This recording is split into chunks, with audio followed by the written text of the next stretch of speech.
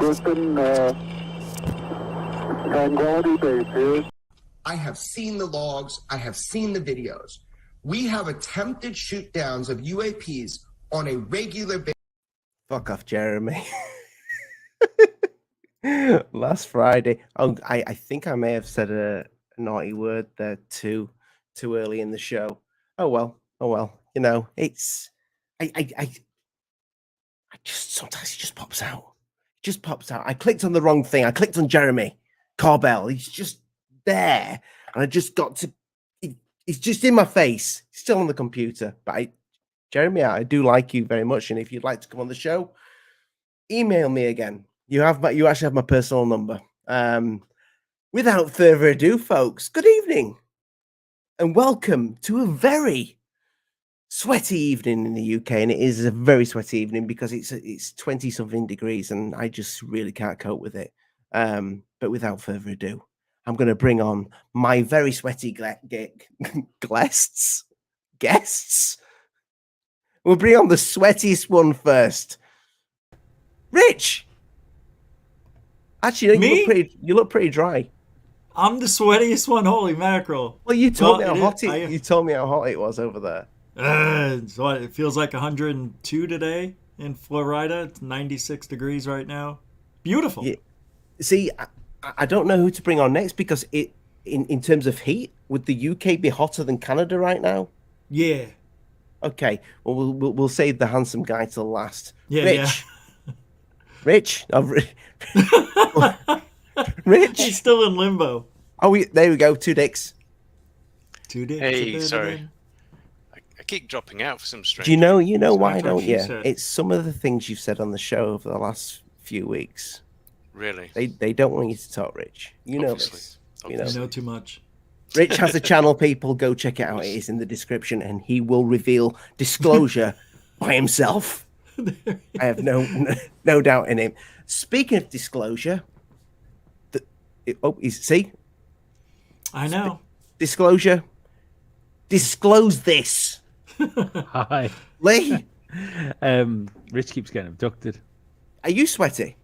I've been sweaty today, but it was more the fact that I had pizza last night, so I had like carb sweats the day before, and wasn't nice. Nothing better than food sweats. I regret all my fucking life choices come 9 o'clock this morning. Me as well. How many ladies do we have in the chat? A lot. Okay, get ready to sweat, ladies. Here we go.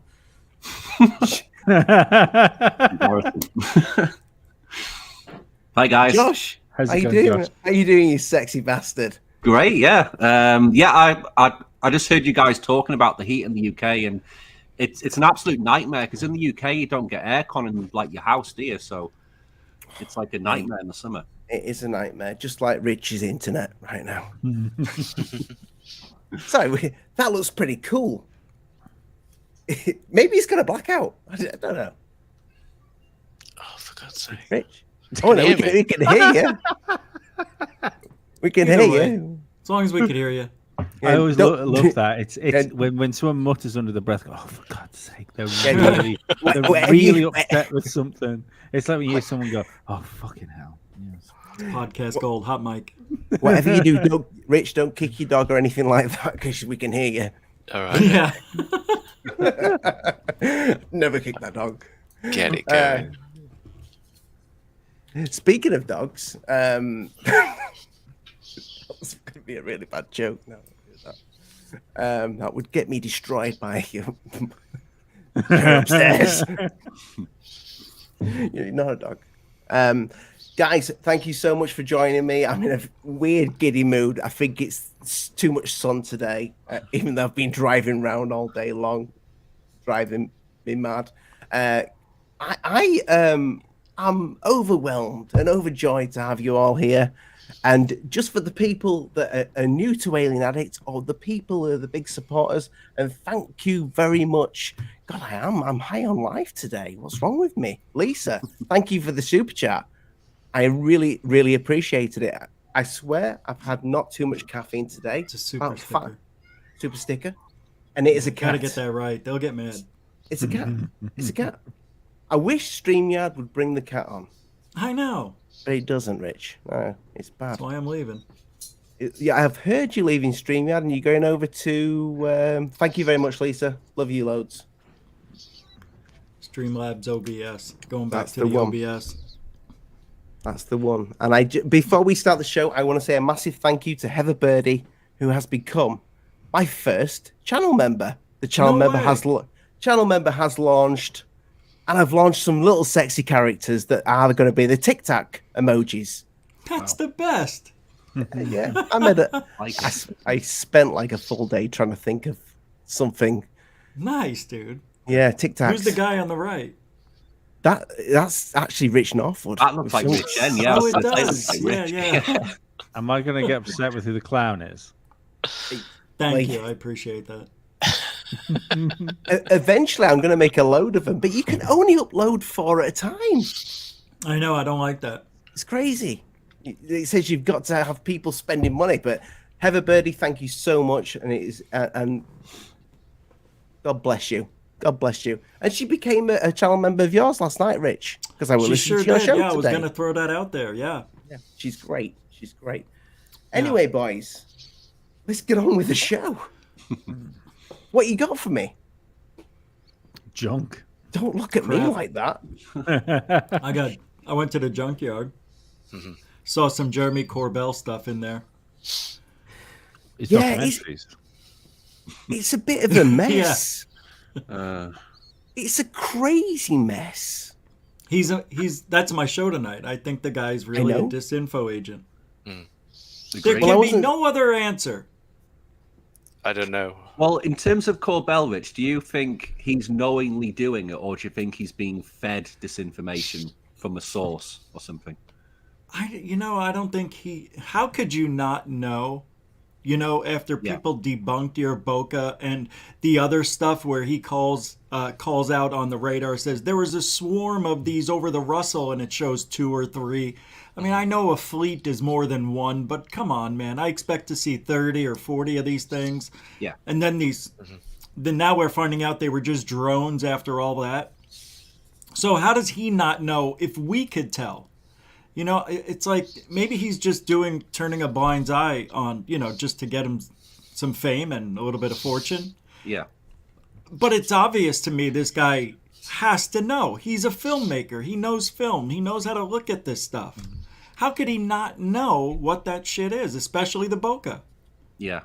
I think the impression I get with Corbell, he just believes anything to me. He seems like he's just really excited all the time, and he's just a true believer, I guess. I'm not sure has Corbell had like an experience before, the UFO experience? Do you think? I don't know. Yeah. I don't remember hearing anything like that. He may have had an experience. He spent a week with Robbie Williams on Skinwalker Ranch, so he could have had an experience. True. Oh God, yeah. Well, I mean, if you think about the guy, he's Forgot like about a that. world traveler. He knows jujitsu. He has his own type. He opened up his own dojo. That could be a sign of a secret agent just keeping his skills sharp. Disinfo guy makes movies about UFOs. He gets in deep. He gets to learn about stuff. You see what I mean? And now he's got his friend and mentor George Knapp helping him get access to stuff. Yeah. Interesting. Right in front of our face, behind our backs. I only noticed with the thing with George Knapp that he put up the other day, how fucking jacked he is. What, Corbell? Yeah. Corbell or Knapp? You talking about? No, Corbell. He's getting ready for Rich for when Yeah, Rich offers him out for a fight. I have you in the ring. I don't That'd think be he's so a disinfo cool. guy. I don't think he's a disinfo guy. I think he might be like having an affair with ufology. Like some people that are in a relationship and they know their partner's fucking somebody else, but they choose not to believe it because they want to believe the situation they're in. I think he might be in that. He's almost like a cuckold type of guy. Yeah. Yeah. He likes the abuse. Yeah. And Maybe he'll deal knows with it he's- as long as he does, gets yeah. what he wants. Yeah, maybe he knows he's being played, but he's part of the act anyway. Yeah. It's a win-win. Or for doesn't sure. want to believe it. Maybe he doesn't want to believe it. Yeah. I don't know, man. This guy's no Peter Pan, that's for sure. And Or he's earning plenty of money doing it. I know. He's part of the thing. Yeah. I did try to ask him on Twitter whether he was actually buying these video clips, whether he was paying for them. He hasn't replied to me, and there's quite a few I'm people that have shocked. said answer the question. You I mean the honestly ones don't that think we he have is. seen already? Yeah. The stuff that he's got. It didn't sound like he paid for them. It sounds like these were given to him. If you just remember what he said in the past, I don't ever recall him saying that. Of course, he probably wouldn't. Mm-hmm. Yeah, who knows? Good. Yeah, it's what disinfo agents do. Recently, I didn't want to do the. Thank you, Jeremy. Thank you, Jennifer. I appreciate that. UFOTech is your experience in astral. UFO. Rich, I think that's for you. Experiencing it. Yeah, I did for a bit. Yeah. Still, did you really try and give it a go? Yeah. When I was a kid, cool. I had quite a lot of experiences. Generally, just borderline sleep. Hovering out my bed and off, and then I suppose I must have grown out of it or something. But I then started reading about Robert Monroe, and I thought, oh right, let's have a go again. So I went to the Monroe Institute and signed up for them. And our first interview is all on that, people. Mm-hmm. You can go check it out. It is fascinating. It's actually my wife's favorite episode. She literally wanted to listen to the tapes after, and Rich kindly sent them to me. Mm-hmm. So yeah, but I mean, I would like. If anyone's interested, those tapes are widely available on YouTube as well. Mm-hmm. Oh, are they? Yeah, they are. Oh. Yeah, but with Corbell, I mean, I don't get. There is a disinformation guy. Could he be the tool for disinformation? Definitely. That's a disinfo guy. Yeah, but as could you, Rich. You could be the tool for disinformation. I could. Lee could. Rich could.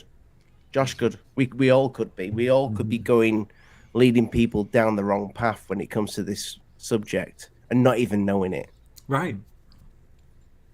But you have to go with what makes the most sense, with Occam's razor helping you along the way. Mm-hmm. That's how I got it. That's how you play this game, right? And the longer you're in it, the more shit you'll see. Yeah. And you never stop learning. Seriously. Mm-hmm.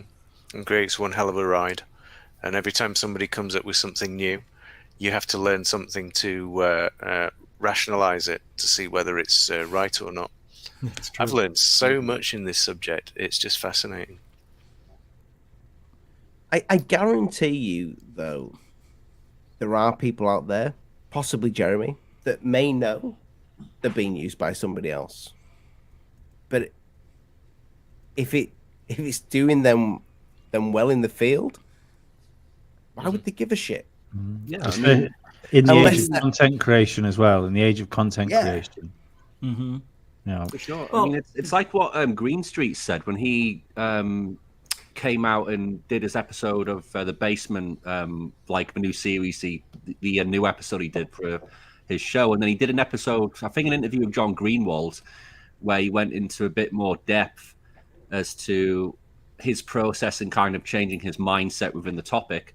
And he said on there that he knew that he was saying all this bullshit for people, but he still had to go along with it because he was getting all this praise. And I think that's like a similar scenario to Corbell. I think he's getting all this praise from all these people. He's on the Joe Rogan show. He's been on there a few times. He's going on all these huge shows. He's on the news.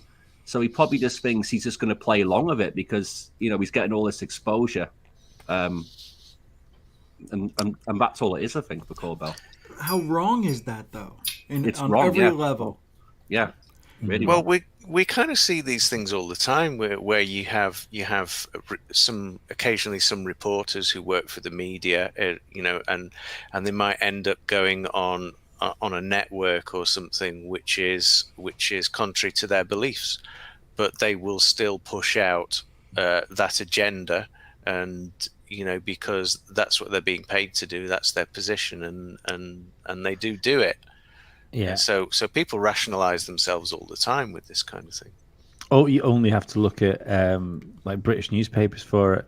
Every Guardian journalist can't be a sickle waving communist, but then when you look at most articles in the Guardian, they're massively left leaning. So at some point, someone somewhere is writing something they don't believe. Yeah.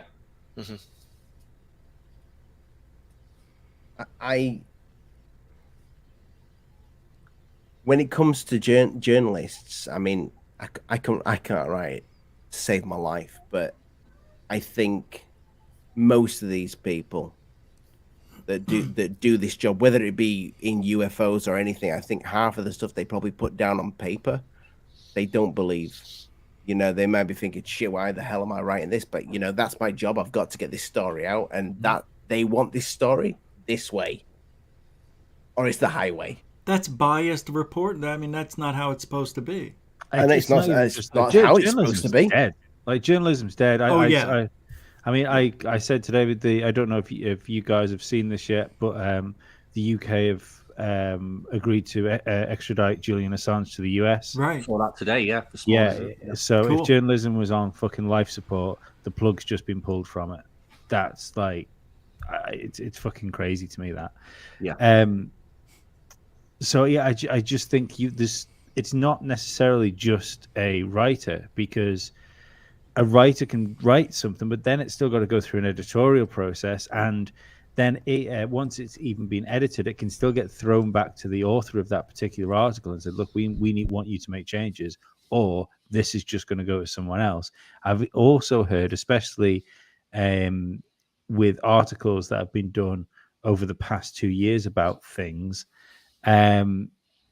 someone not being happy with writing someone, and the editor taking the article, even though they said, look, I'm not happy with this, no, that's fine, and just putting another journalist's name under it because that particular journalist wasn't happy with putting their name to it. So there's definitely systems in place to run narratives. I don't think it's necessarily down to individual journalists.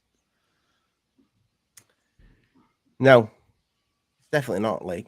I totally agree with you there. Jennifer, there with a very generous £5. Don't mean to be disrespectful, but some people have experiences that so-called somebody help me out with that one. Institutes for the True Experiencer is a thing they run a mile from. Exactly. They run away from the good, true stories. Yeah. Why is that?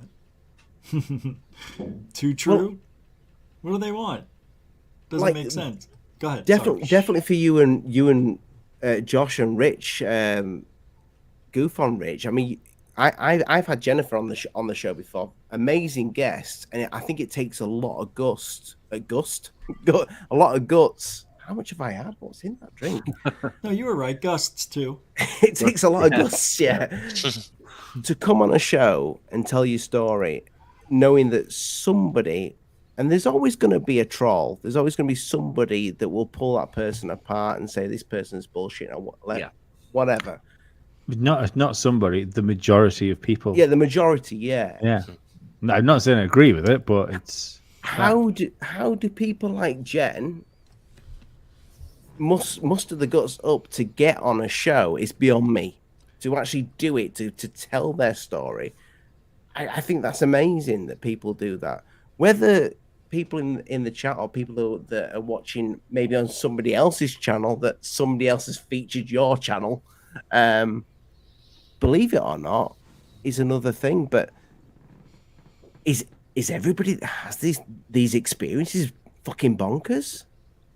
No. Or is the exactly? There's something to this subject. Millions of people have had these experiences.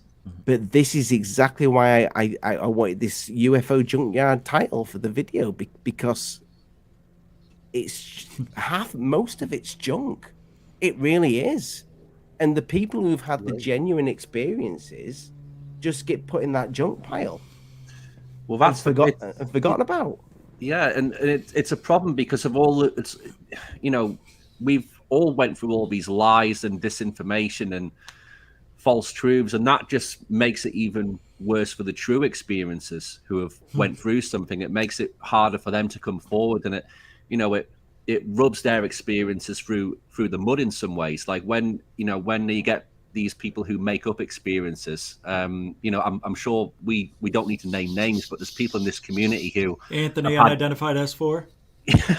Yeah, well, there's one, Rich. Yeah, but Sorry, that's okay. But there's people who have had every single experience going. They've been abducted. They've had ghosts. They're like mediums. They're witches, and it's like, and I'm not saying it's all bullshit. I'm just saying that, it makes it harder for the true experiences to come forward and tell their stories, if that makes sense. I don't know if it does. And I've thought about that over the years, because somebody who has a truthful story will want people to know about it if that's what they want. It's like people who are telling the truth have nothing to fear at all. I think, and when people get to the level that they want to tell somebody, I think they feel they're in danger or something. They just want answers too, obviously. But some people feel like this is very dangerous and scary and they can't figure it out. Why not come? I guess if they're watching certain shows, they may not want to go on those shows thinking they're going to be ripped, but it doesn't matter where you go in this field, you're going to get ripped. Yeah, I think it. So, I think you know what I mean? But if you're telling the truth, you have nothing to fear. Yeah. I think. I don't, am I wrong? I don't know. I completely agree with you, Rich. And that's when, because like you see this argument where, on social media, especially, where we all kind of call out this BS we see, and then you'll get comments saying we shouldn't do that because then it makes it harder for people to come forward who are in like the military. That's not true. Yeah, true. And I completely agree, Rich. And that's BS for me, because if what you're saying is true, then you shouldn't have anything to fear in terms of that side of things. I completely agree. That's right. Yeah. But we call out the big players in this game.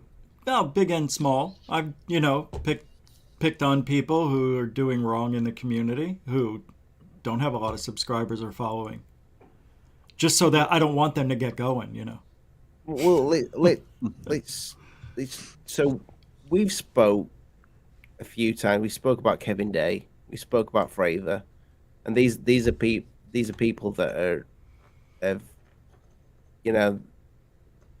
mainstream.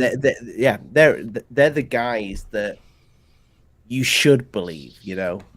When it comes to this subject, you should believe those events, because Fravor's a pilot, and Kevin's a radar guy, ex-radar guy.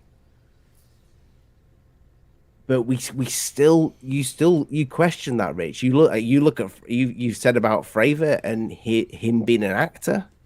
Mm-hmm. He is. See, I listened to the interview that he had recently. Well, not recently. It was probably well over a year ago now on Joe Rogan. Mm-hmm.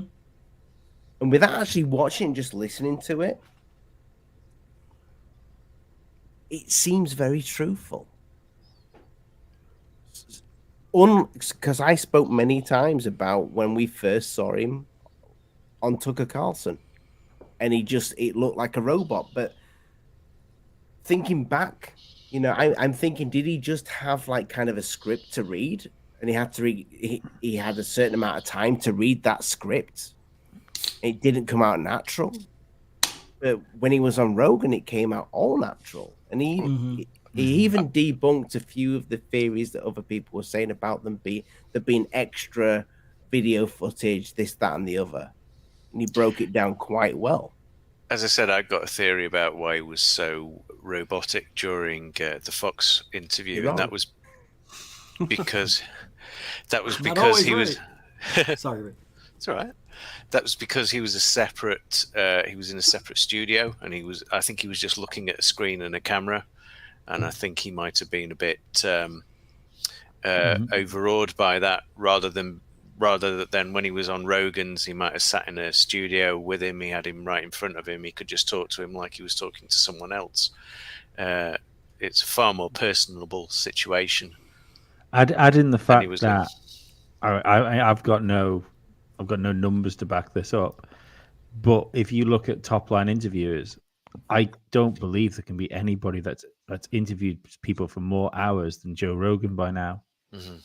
Even when you look back at sort of the big talk show hosts like Parkinson and stuff like that, but they're only doing hour shows every week.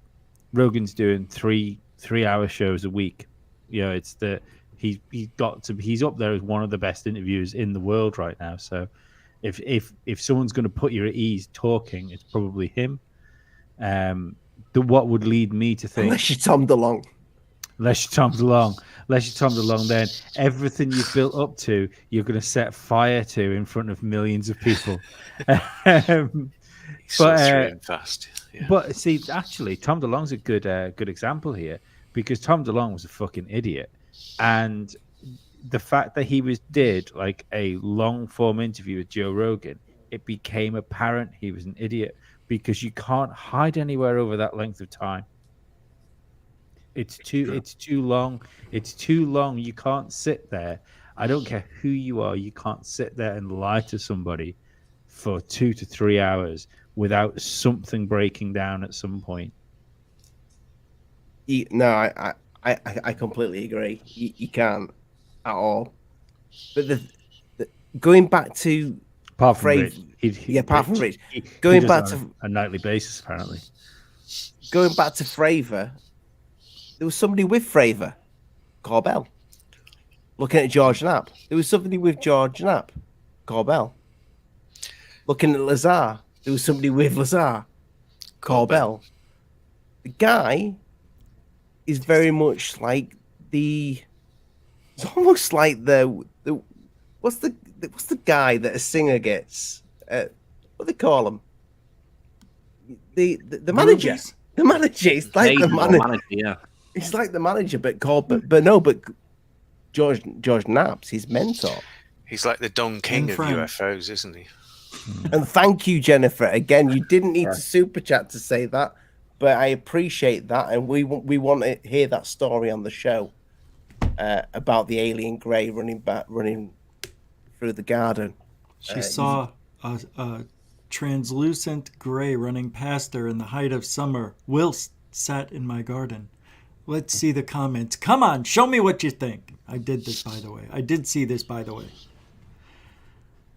You've seen this? Well, that's what she says in the comment. Oh, sorry, I thought you meant you'd seen the alien grey in the garden. No, but not Jen, hers, no. Jen, on a serious note, we do need to get you on to speak about that. But yeah, that's awesome. And thank you, Heaver Birdy, for being a member. I appreciate you here. What's up, HB? It's a weird one, especially when it comes to Corbell, though, with those, like, managing those people. But George Knapp is. Do you think George Knapp is his mentor, like he says? Yeah. Yeah. Definitely. As an investigative journalist, George Knapp is one of the few in this field that is an investigative journalist. The only other ones are Linda Moulton Howe and who? Who else? I don't know. Mm-hmm. Anybody else? That's a real investigative journalist. You just can't give yourself that title like he has. He's calling himself an investigative journalist, which he isn't. Anywho. You think he's done? Done? He's done. We're trying. Get out of the field. He's just dangerous, dude. I don't know what the guy's point is. Does he know he's got shitty videos and just doesn't care? That's what I think is going on. I think he looks at these and says, how can I give this to the public? Just do it and we'll give you the $100,000 or whatever it is they might be paying him. Whatever. I don't know. But it's not right. Whatever he's doing, it's all wrong. Nothing he's done has given me confidence in him. I think even that, like the Boca video, the weird thing about that was still continuing to double down on the idea that there was pyramids flying around in the sky, because that could have quite easily been put out, and it had it explained. Oh, look, like the the triangle shapes aren't triangle shapes; they're craft. But this is what the camera's done, and they still could have doubled down on the fact it was flying saucers, but they didn't. They stuck with the pyramid thing just because that's a. First of all, I mean, realistically, you're thinking of. I mean, are they pyramids? That's more of a pyramid-sized object. We're usually when we talk about UFOs, we talk about triangles, aren't we? Like flat triangles. So a pyramid thing is a completely different type of thing that we're used to talking about. I just think it's really strange. Maybe you're right. Maybe it's what we were saying about Lou as well. Maybe this whole thing is just to confuse and muddy the waters. Well, we just found out that the swarms of UAPs were China drones. Mm-hmm. Something I've been saying for 3 years. And no way, China doesn't have that technology. Bullshit. 2004, they had it. Shit, Rich, did you hear my voicemails today? I said I was going to do it, and I completely. You know what? When I went to China, like in 2016, I went to an area in this big conference, and they had like a table of drones, and I'd never seen anything like it. And I was allowed to video it, so it wasn't confidential. So I will get that up on the channel. You still have the video? You still have? Yeah. Still, it's nice. On a GoPro. It's on a GoPro. That's cool. I will get that up, because those drones back then.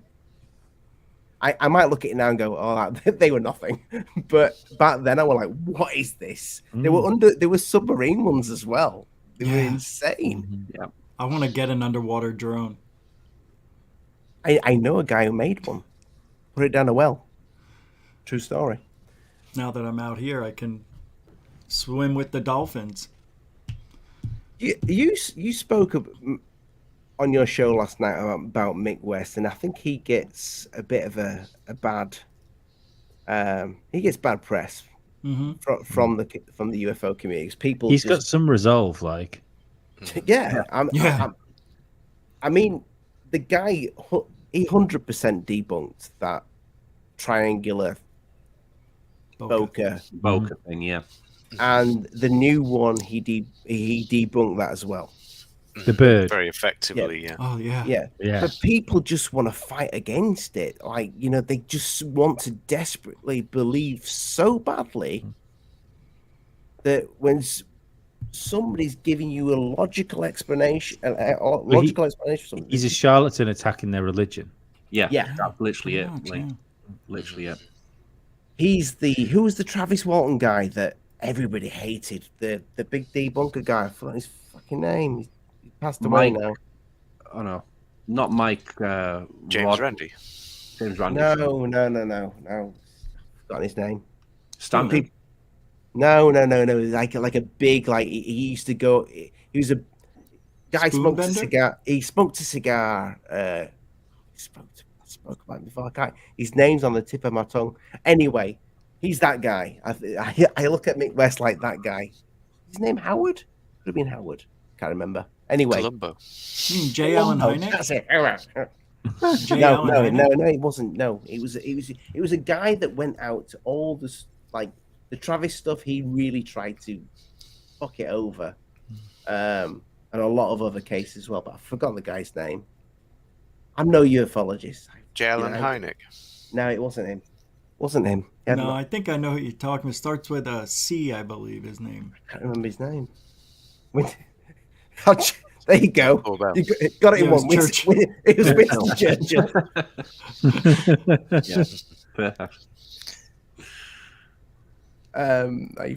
You knocked me for six there. Yeah, it's a mess. It's complete and utter garbage. The majority today, and also fake UFOs are coming back. I don't know if anybody's noticed that. We're getting a lot of fake UFOs all of a sudden. Little small channels just trying it with YouTube. Yeah. Who? I saw one today. Blatantly fake. I daren't good even one? share it. No. A Tic Tac. Wasn't that one where there was a plane flying by and there's one just coming up from the bottom right-hand corner? It looked almost like a water droplet, and it was just zooming upwards. It was a beach. Someone was Let me see filming a if I can plane get going it. over a beach. Was that the No, one? that one came out a week ago or two. Yeah. The one where it looked like it flew off the water tops. That one came out of the it looked water, like maybe. a bug or something. Yeah. Yeah, I don't know if that's a bird though. It looks like it could be, but it also looks like it's metallic. Mm-hmm. I don't know. I can't remember what it is, but I think We we're would gonna all get... agree that there are USOs and UFOs, right? So why couldn't that be a UFO? 100%. I mean, this, but I just think everybody is wanting something that is just not there when it comes to this field. And I'm not saying that the UFOs out there, the aliens out there, if it's alien at all, but I think everybody's desperately wanting not the truth. They're wanting their religion. They want payoff. Yes, they want payoff. Yeah. They've invested for so many years within this subject, and they want a payoff. Mm-hmm. And even if you can't just what?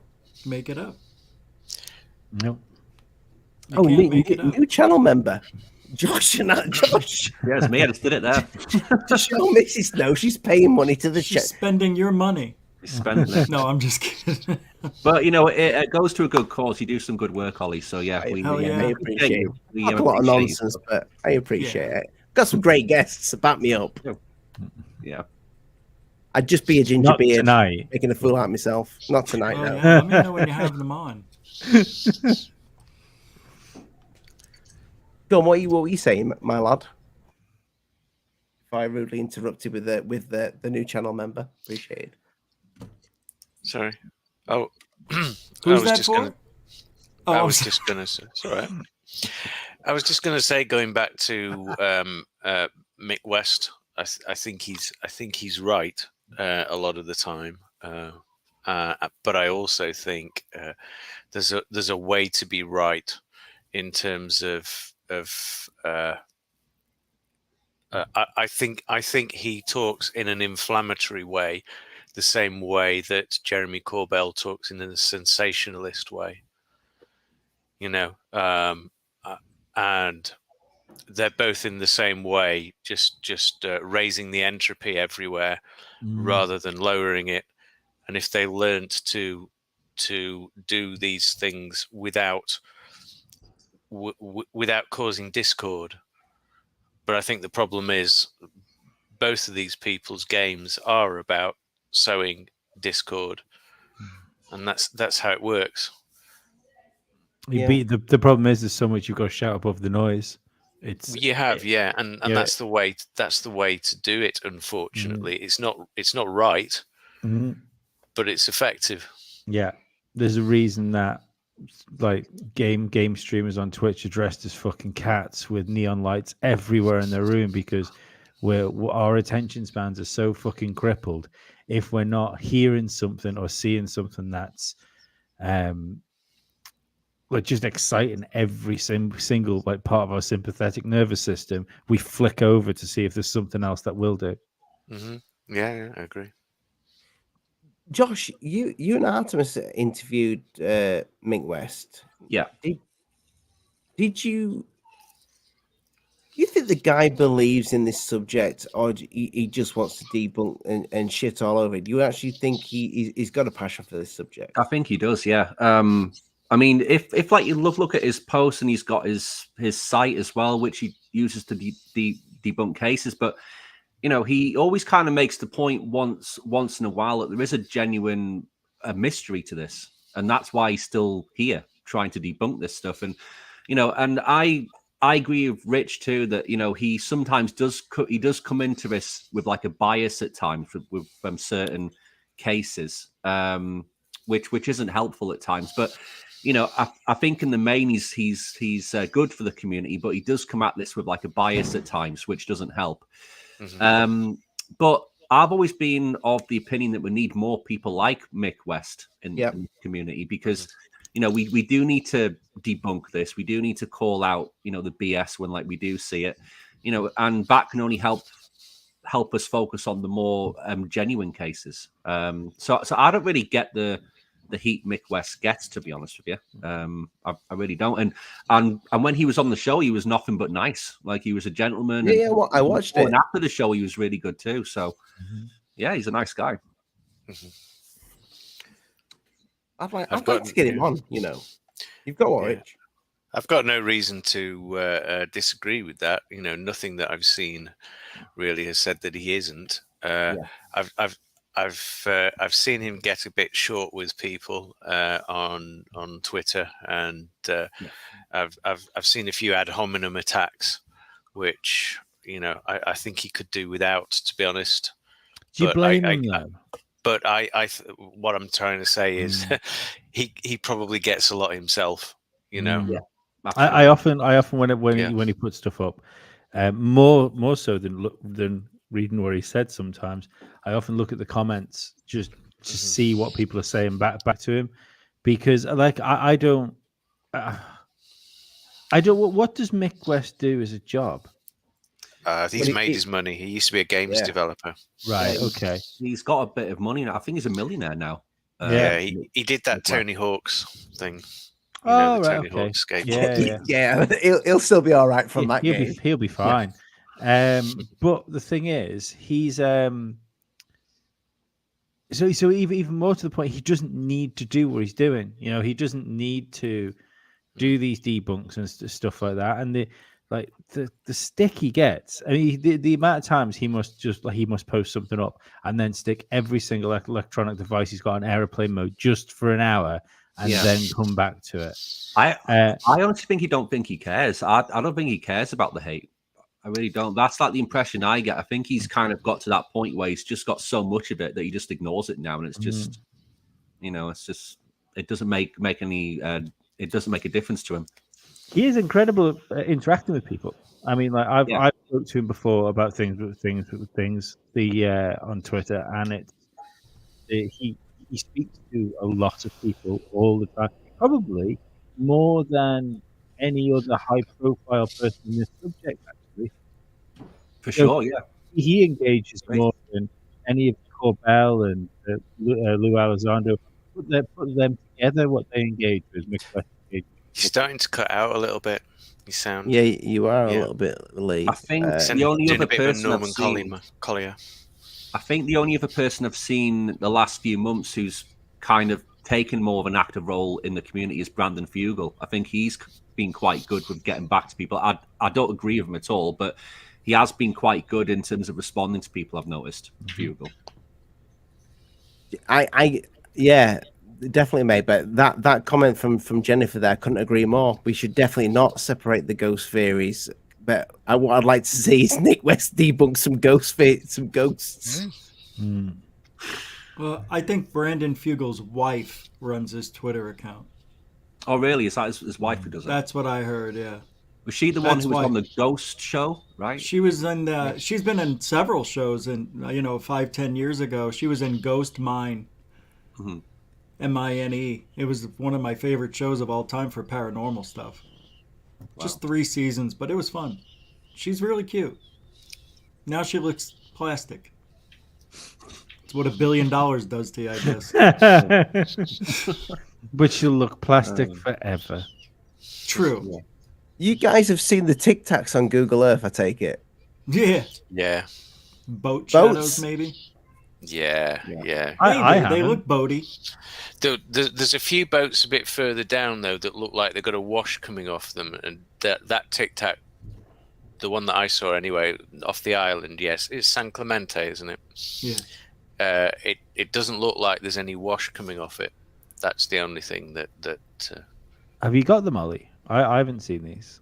Let me see if I can find it. Let me look at. See if I can find it. Keep talking. If you share the video, I'm sure Third Face won't mind us sharing it. No, they don't care. They want you to share it. They've never cared. They've never, even when I've done horrible things, they've just been like, Well, they actually say now to share their stuff. The people are taking it anyway. You might as well just let them. Yeah. Without anybody worrying. It's interesting that, but I get the feeling that if you search elsewhere in the world, that you will find those little Tic Tac looking things. I don't know. Why haven't we seen them before? They're not that. It's a good point. I looked around a little bit over the Pacific. I didn't see one white Tic Tac. I had a theory about Google Earth the other day that in the same way as you'll get like video games put out to trial, like you get like a large hive mind community to find out all the bugs that are in it. That Google have took a load of pictures of the Earth and put them out into the hive mind of the internet, because all of these people looking for things will be able to find anomalies that are on the planet. Whereas if they kept it in-house to try and find things, it would take them hundreds of years to look through all the images. Whereas they've essentially sort of like they've got a supercomputer in all the internet sleuths combing through these images, looking for things for them. Oh, Rich has done even better. He's got the location himself and gone. Yeah, but you're not going to find a Tic Tac with that. Since when's the water moved on Google Earth? I think that's the shadow from the sun. Right? What? Yeah.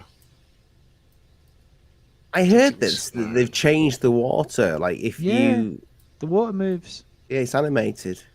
Oh, what if you zoom? What if it's animated? You can see. Can you see the water moving? If you zoom in, no, I thought it was the shadows of the sun traversing across the Earth, giving different angle of the shadows of the waves. Yeah, but I could be wrong. I'm always wrong. Cool. I think it's a mouse moving on a projector. It's one of these. Why don't you just pull up third phase? We would have been done by now. Is it Space Mouse? Yeah. Bring it up, Rich. Can you? Me? You. Oh, I didn't know if I was. Yeah, I'll kill it. If you. Either Rich, anybody. I got it. I'm ready when you are. I don't think I'm logging to YouTube on this computer. I'm ready when you are. I'm ready. All right, let me pull it up. It's playing. I'm just rewinding it a little bit for you. Nice desktop. Who? Yeah, it's my daughter. What's it? All right, I'm sharing it. Is she a ballerina, your daughter, Rich? Yeah. Wow, interesting. Share. There we go. I press.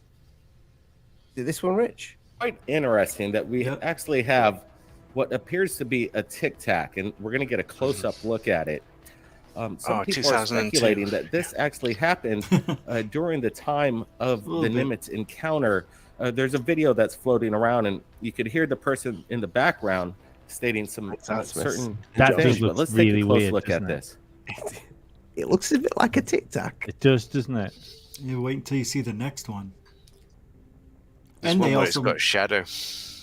What?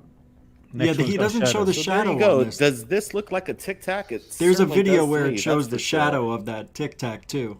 To the left. Doesn't look like a boat. So let's get a measurement on this and see if it kind of matches up with Fravor's right, let's get to the other one. Here. Here's the other one. There's no point measuring it because something you know that's how high it is. Right. To the water. That could make sense. I think Here's that's a little larger found. than what Fravor was stating. But when I looked around, I actually found another Tic Tac. Look at this. There's a Tic Tac. Is it? They did say that there was a swarm of them, and they're writing down, according to Kevin Day, whom we just interviewed earlier this week, and we talked about certain aspects of this data being confiscated. Huh? You guys are good? Do you want me to stop it? I'll keep it going. Okay. Just for tab. Sure. I did watch this originally when it came out. When we look at this, this is what kind of surprised me as we go into the feature on Google Earth from 2002 to more of present day. Now we're seeing that Google Earth is putting some kind of fake ocean graphic to cover up what's really going on in regards to the water and actual photography from our satellites. Look, if we go back to 2002, we get to see the real ocean, but now they're covering it up with fake CGI water. Can you believe this? That they're that actually is interesting. Google's hiding things in regards to they're just what's covering going up the on in whole this ocean region. almost. And in my opinion, Right? something may have happened in 2002, and that's what we're looking at. But when you get a closer look, like it's over. Life's over. I've got an interesting thing with the ocean. That? I've got an interesting thing with the ocean. A friend of mine, he was a Marine, and he left the Marines and he went into private security, and he was like stationed for a while on some like he for a while he was on the biggest oil tanker in the world, protecting it from pirates, that sort of thing. And occasionally he would get shipped out. I can't remember what the name of the company he worked for was, but occasionally he was sent out on boats, like just doing like parole things. And he a little bit of a conspiracy theorist, not massive, but he would say he couldn't work out. He said they used to do these big long things because he'd be off out like on tour for 3 or 4 months at a time, and they'd be patrolling large areas of water. And he said, you can see as far as the eye can see in all directions, and you're just on your own in the middle of the sea, and there is no reason why they are paying. Because his tours were like tens of thousands of pounds he was making for sort of 3 months' work. He didn't understand why his boat would just do these big sweeping perimeter searches with other boats as well, not just his. And there was no reason to be looking at what they were looking after. What they were looking after, they were looking after empty sea. Essentially, there was no boat going through this. He also said there was sections of water they would come up to where they had to go around empty sections of water for no apparent reason. But boats weren't allowed to go through those sections of water. It's really weird. Interesting. Why do you think that is, Lee? Yeah. Because that's where the fucking aliens live. We could just be protecting shipping lanes. Could be just protecting shipping lanes. Could be protecting shipping lanes, maybe. The shipping lanes. Yeah. So what are you saying? It's shipping lanes? It is. Now, who knows why they do what they do? We can only guess, but I would think it's for that reason and other reasons. Maybe there's mines in the water. Who knows? Why do we never talk about underwater military bases? Because they're impossible to prove. I know they're impossible to prove, but we talk about digging. Well, essentially, we know deep underground military bases are a thing. Do we? But kind of, yeah. See. Okay, we've got the big mountain ones then. Like the ones where we drill into mountains and we have, to protect against during nuclear war or something. Okay, I'll let you have that one then. Yeah. Cheyenne Mountain, good example. Yes, yeah. So I do, but we'll talk about dumbs till the cows come home, but no one ever brings up the idea that we might be doing this underwater. I think because it's such an incredibly expensive thing to do, that the maintenance and everything, eventually people would recognize there's something going on. Have we found any places around the world that we could see, or, I don't know, take a look at with Google Earth and see if there's something underwater that Not anymore. shouldn't be there? Not anymore, because the CGI water's in the way. But we've heard that forever, Lee, right, guys? Mm-hmm. We've heard that there are these underwater bases, but I've never seen any proof of it. That's why I say I'm not so sure about that. With a lot of rumors going around, but have there ever been any documents that have come to light? The only one I can remember, and I've brought this up on the show before, and I've never been able to find it again, and it was a National Geographic photographer. I can't remember his name. He was one of these people where they had a big spiel about what he'd done and all these awards he'd won for underwater photography. And in the interview, he just casually dropped in that on his time underwater, he'd personally come in contact with an intelligent life form underwater. Wow. And then this was like at the end of the documentary, and I've never been able to find that clip again. Wow. Was That's not- was that a recent clip, Lee, or was that a recent thing? About 10 years ago. 10 years So ago. you're Yeah. Where back when YouTube was Wild West YouTube, you know, and you could find stuff on it.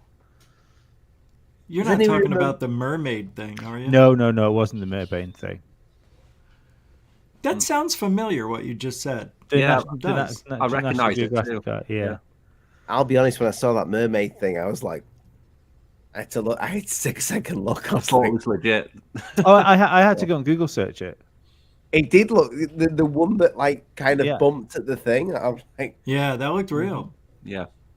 But you know the one that was in the sand and the netting, and then the hand comes Yeah. up and the kid's there. That Hey, you could tell was that- fake. Yeah.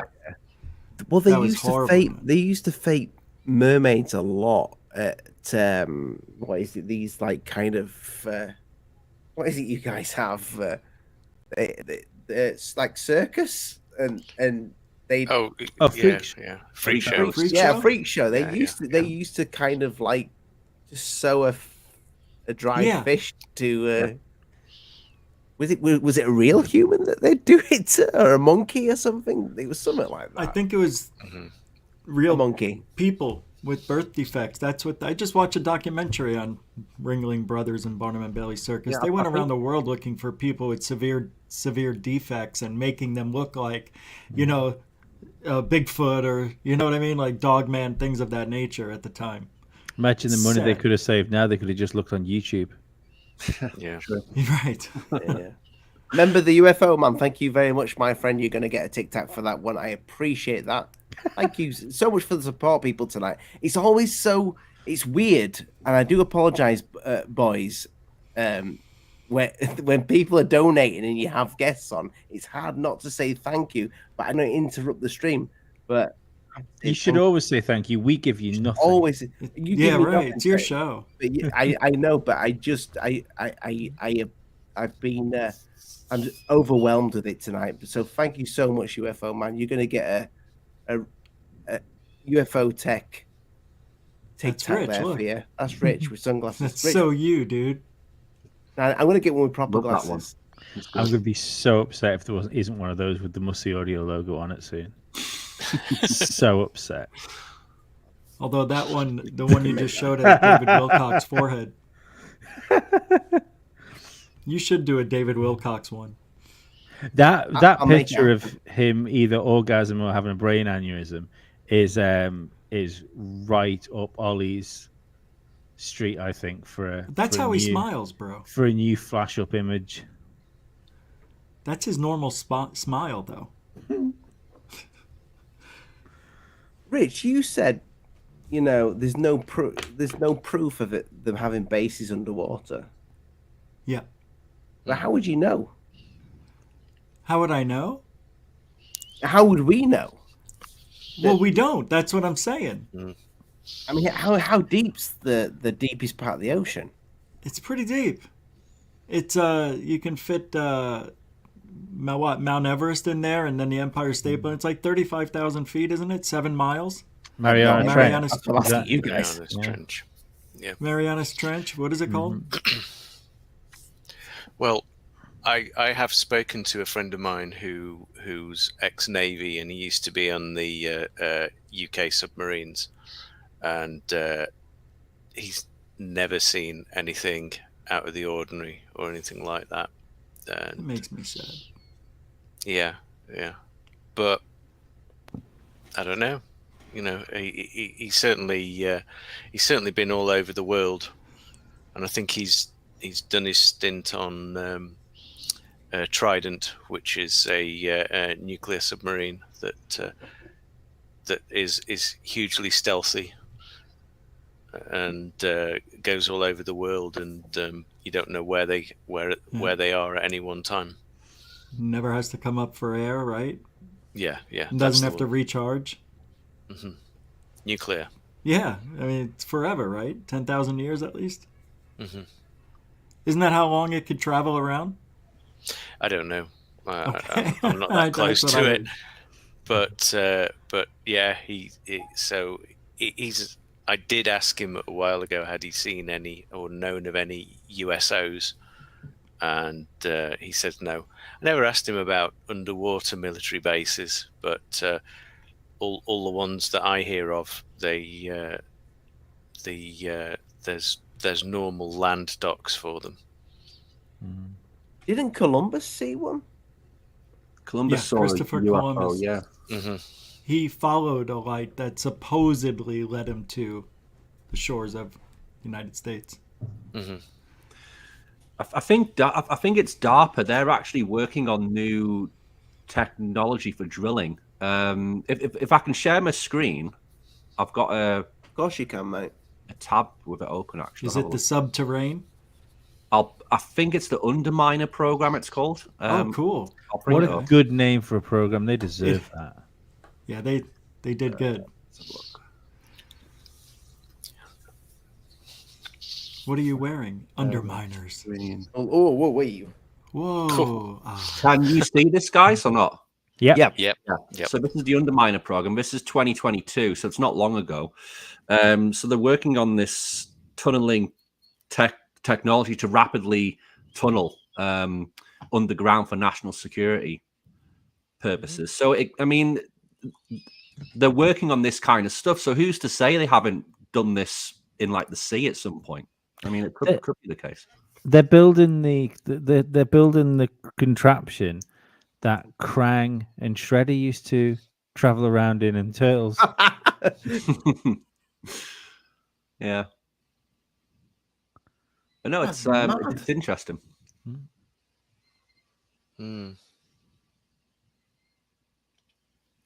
Hasn't there been quite a lot of conspiracy theories around there's meant to be some kind of tech that can bore tunnels very, very fast or something like that? But yeah, the idea being that the supposed tech, which is what they use to build the supposed deep underground military bases, solidifies the rock as it drills. It melts it, yeah. So it melts it, and then so it essentially makes like a concrete structure as it's zipping about.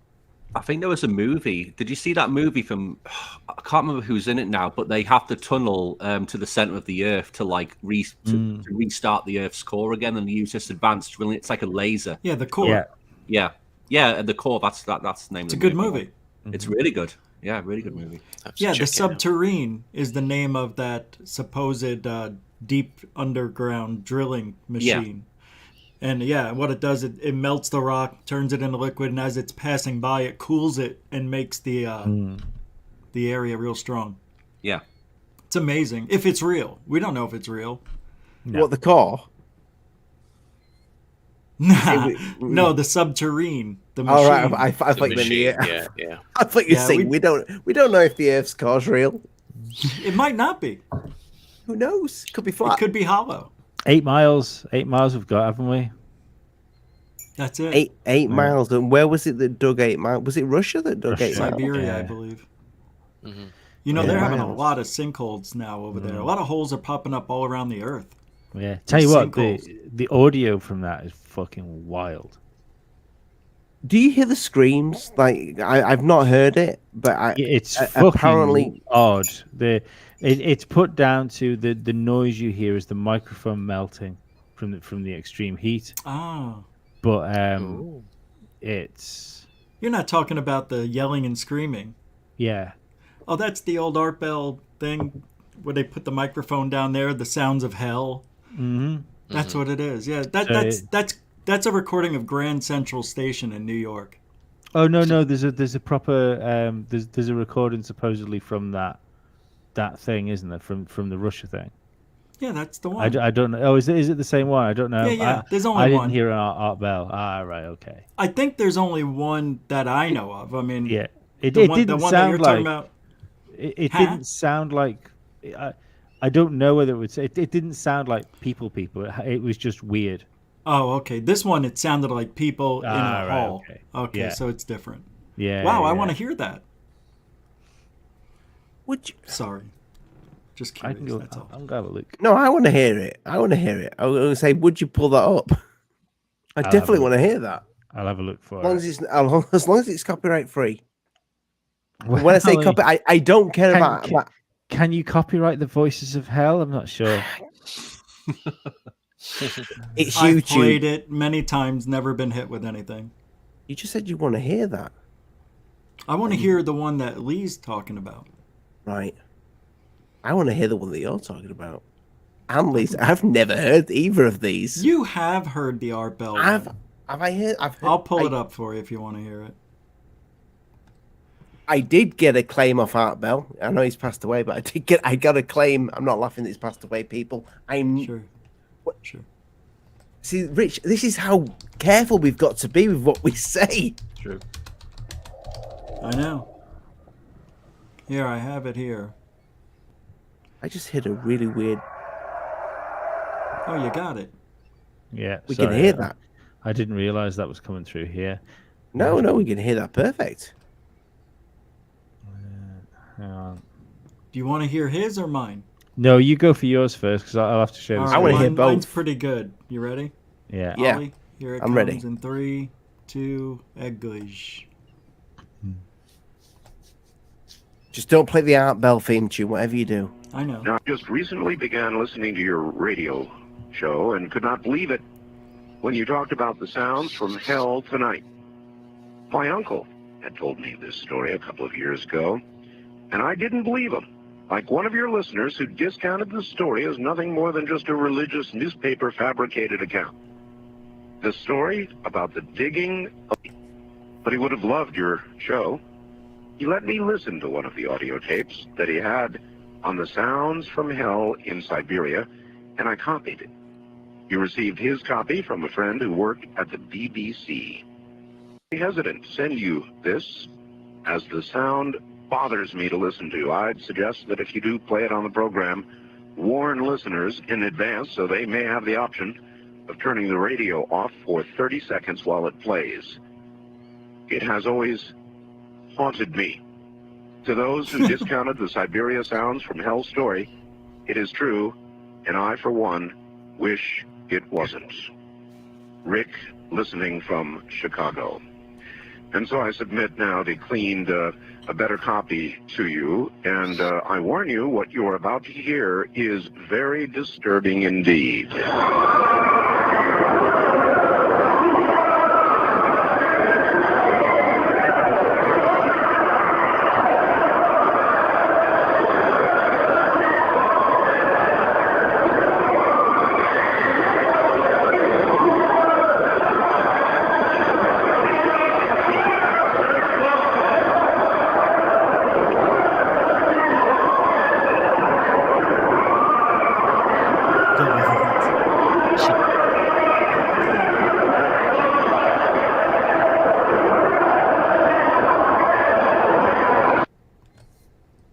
It reminds me of a nightclub, my local nightclub, when it closes down at night, and you know it's last orders at the bar.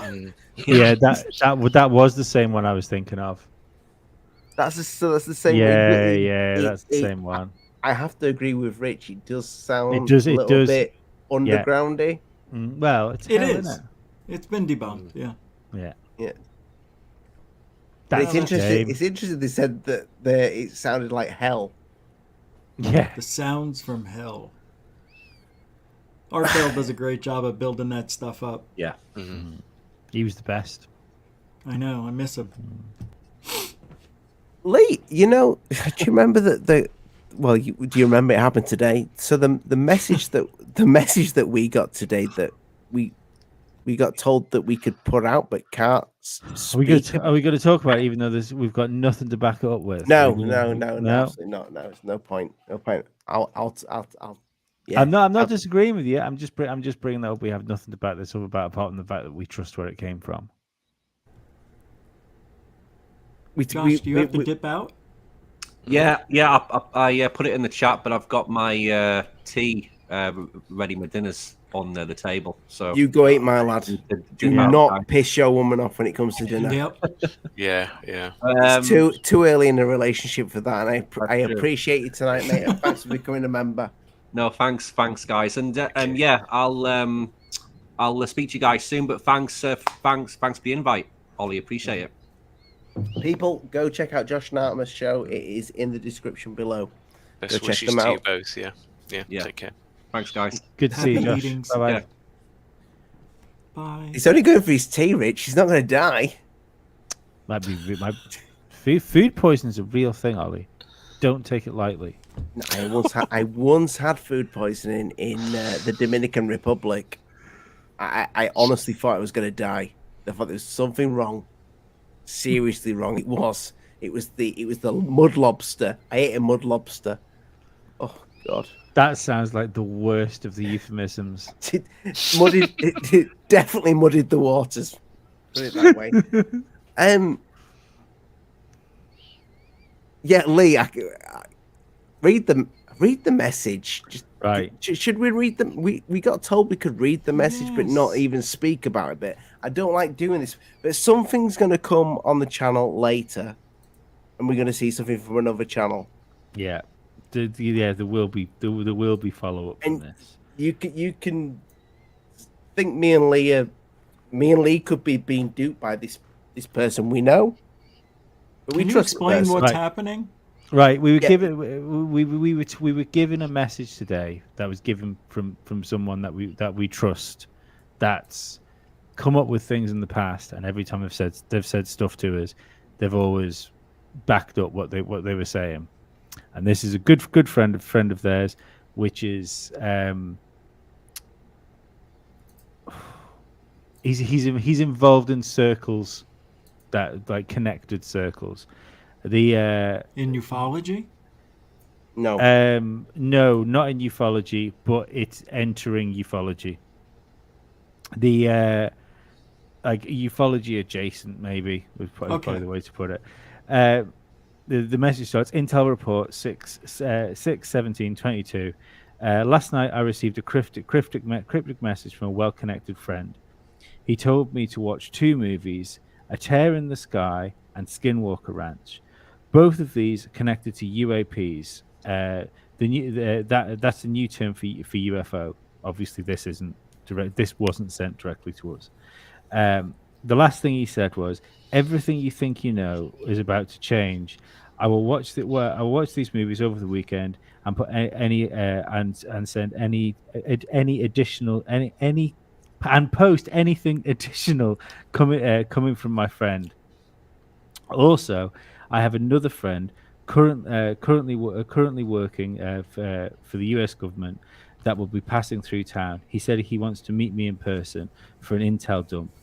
The last words he said to me was, 'We are so fucked. People have no idea how fucked we are. Likewise, more developments. I will post things here.'" And me and Ollie trust this guy enough to be reasonably freaked out by that last message.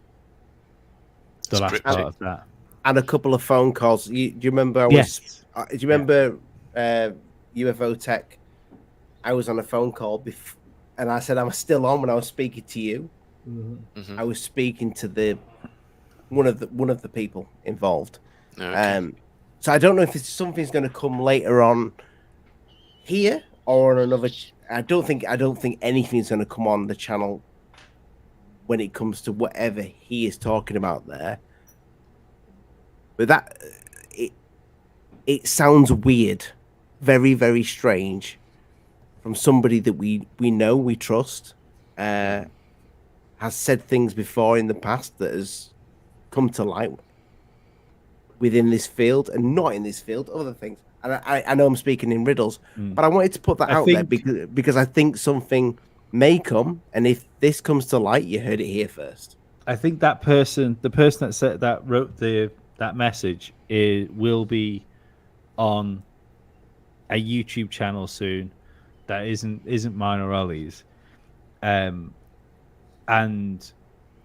they're in a highly respectable position in what they have to be taken notice of.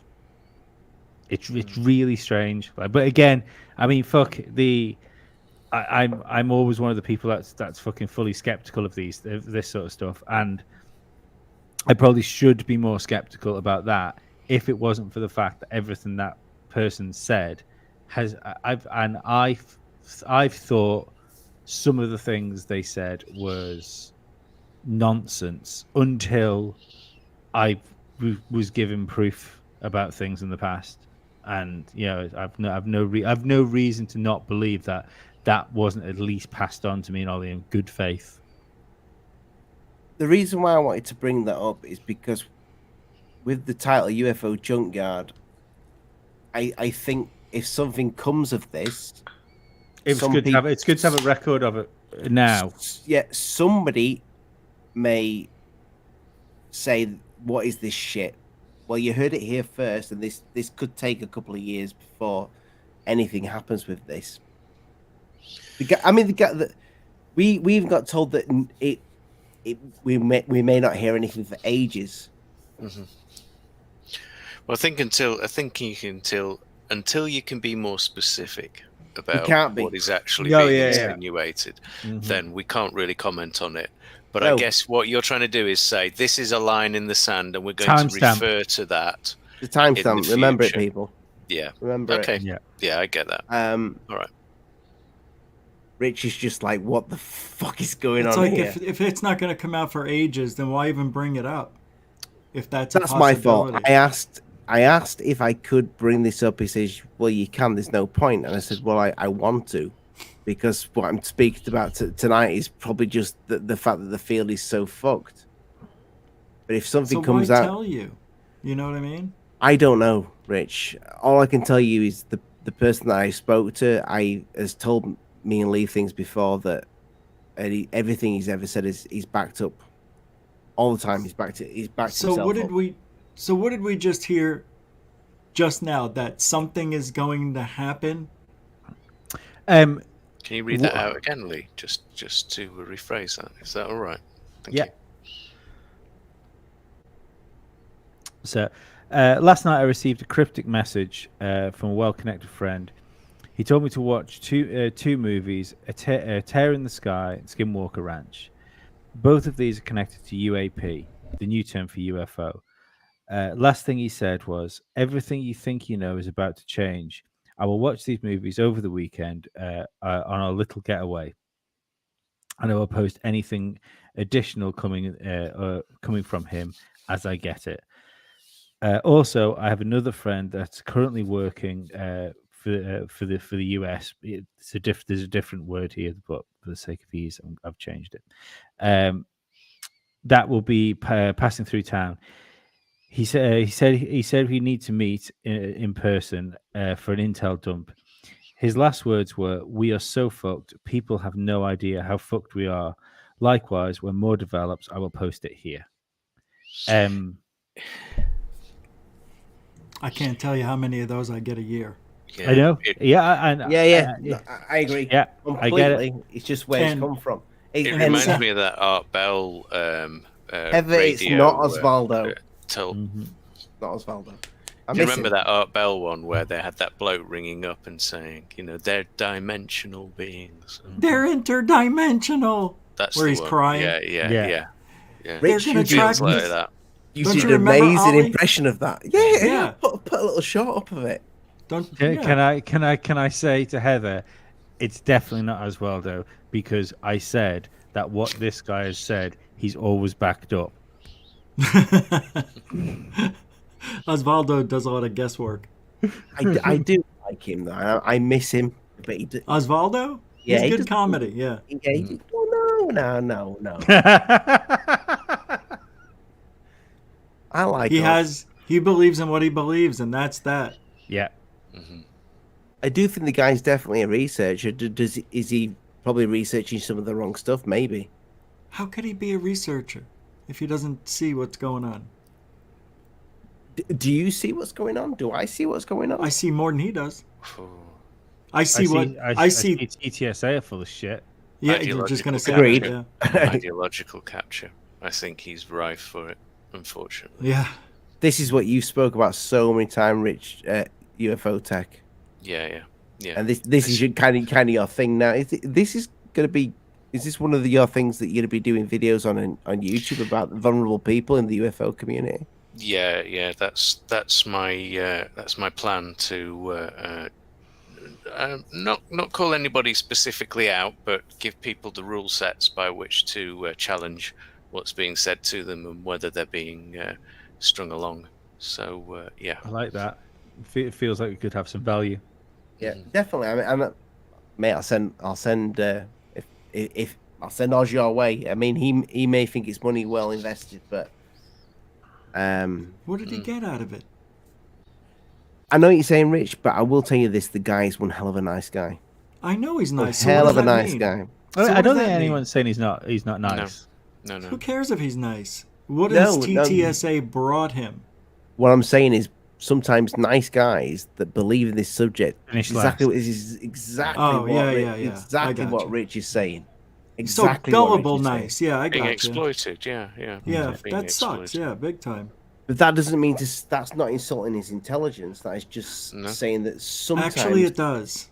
I don't think it does. You know, again, if there's you can get a hook. You can get a hook. No, because you can make very, very intelligent people believe very stupid things by making them feel intelligent if they believe it.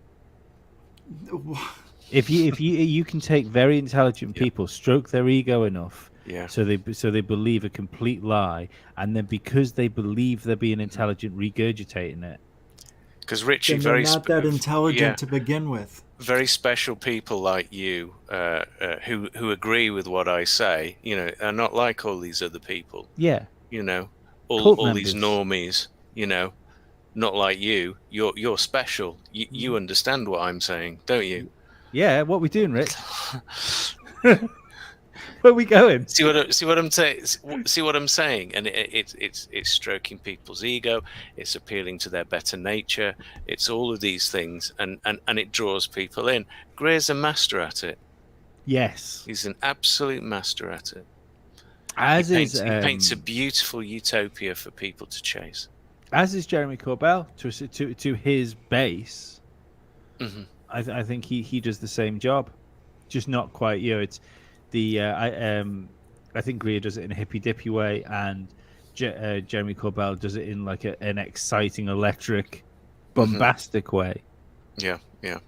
So you've got these masters that are obviously pulling the money from the community, okay? But what about the people who are behind the masters, the people with the stories, like the Fravors, the Kevin Day? I mean, I can't imagine Kevin Day has got a good deal out of this. He doesn't look like a guy that's got a good deal out of this.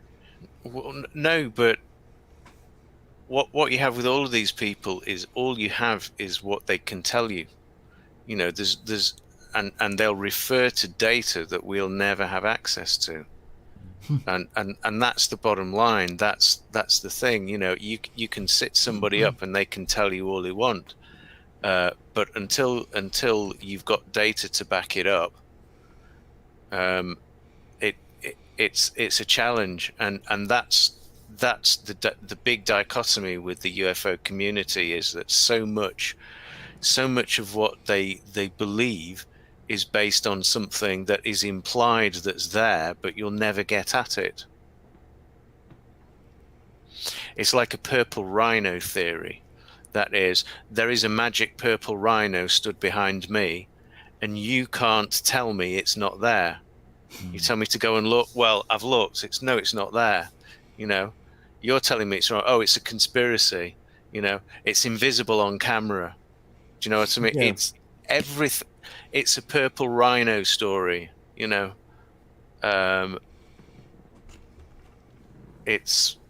that's what it is. So how is Greer lying? How is Greer deceiving people? I don't want to know. He doesn't need to be lying. He doesn't need to be lying. I said deceiving. I corrected myself. Okay. How is no. Even people? Deceiving, he doesn't have to be deceiving, but he does have cult of personality. He sure as hell does. Yeah. I think that's what Rich is trying to say. Because a lot of people get on Greer. A lot of people say Greer, and I used to do it too. He's charging $1,700 for a 2-week retreat to learn how to speak to aliens. And believe it or not, a few people feel like they spoke to something. And it's not that expensive. For 12 days, it comes out to about $100 a day. You know, 125 a day. So I it's thought not it was that more than bad. that. You stay in a nice hotel in a beautiful place of the world and try Does- to meditate to aliens. Yeah, but that's fine. But what you're talking about when you see his videos, it's all drone footage of rainforests and waterfalls and things like that, and how the evil corporations are wrecking the world. And if only we can wrestle all of this technology out, then we will live in a utopia, and there will be an end to world poverty, and energy will be free, and all this. That's a utopia, and that is a clear ideological capture to the people. So what's wrong with that? Nobody's voting him to change the world. Why isn't he running for president? He is volunteering his time, his own money, and his effort with this team. Other people's money. So there, you know, these people that go to these things, they're in the 1%. You know what I mean? They can afford to put $1,500 aside to go see Greer. Maybe, but that's like it's not capture. one night; it's 12. You know, it's that's or a week capture. or something like that. Yeah. That's ideological capture. Politicians do it. UFO people I do understand. it. Everybody.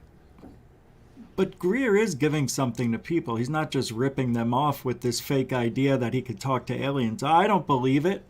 But just because I don't believe it doesn't mean it isn't true. When other people say they spoke, they heard something, and it wasn't a voice, it was just a feeling. And that's what this whole thing is. I get it. I get why people are so against Greer. But when you think about it, he's not the worst. And plus, you have a good time. You learn how to meditate. So what else can go wrong? I'm just saying he's the model, if you like. He is. Yeah. There's plenty of other people that are far worse actors than him in there. You know, that are not like capitalizing. Yeah. I agree with you. I was just asking the question, what's so bad about him? I just wanted to see where your mind was and other people's about. Here's an idea. So, third phase have built I would say a close relationship with Dr. Greer. Would I be wrong by saying that they've built a good relationship with the fellow? I think they have. Third phase of Moon has a panel. They do have a panel. They have good friends in the community. They're good friends with Greer. Greer does these little stayovers. Third phase of Moon are documentary makers.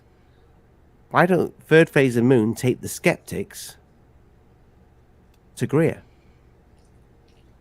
and film what Greer does with some of the skeptics there to turn you the skeptic into a believer? I would go to Greer's meditation camp in a nanosecond. Oh, I would. Guys, that's the documentary they just made. They take you inside the prayers and all that stuff, the kumbaya, the UFO hunting, and all the equipment they use, and people's stories and what they're feeling in real time. And so, you know, you get a good. Nobody's ever done anything like this. But I want to see somebody like you there, Rich. I think I was right. I want to see a small group going to Greer's, and a small group that haven't paid for it, so they're not financially invested in the outcome, and B, already. If I'm not going to say don't believe it, because I don't believe that sort of thing works. If you nice. Sorry, there's my alarm for 6:30 in case I don't get up from my show. I would say that's the worst ringtone I've ever heard. I know. I thought it was fucking nice. I thought you haven't heard it. It's actually awesome. Yeah, I don't want to say don't believe it, because I do believe that we can access certain things we can't do in physical reality through meditation.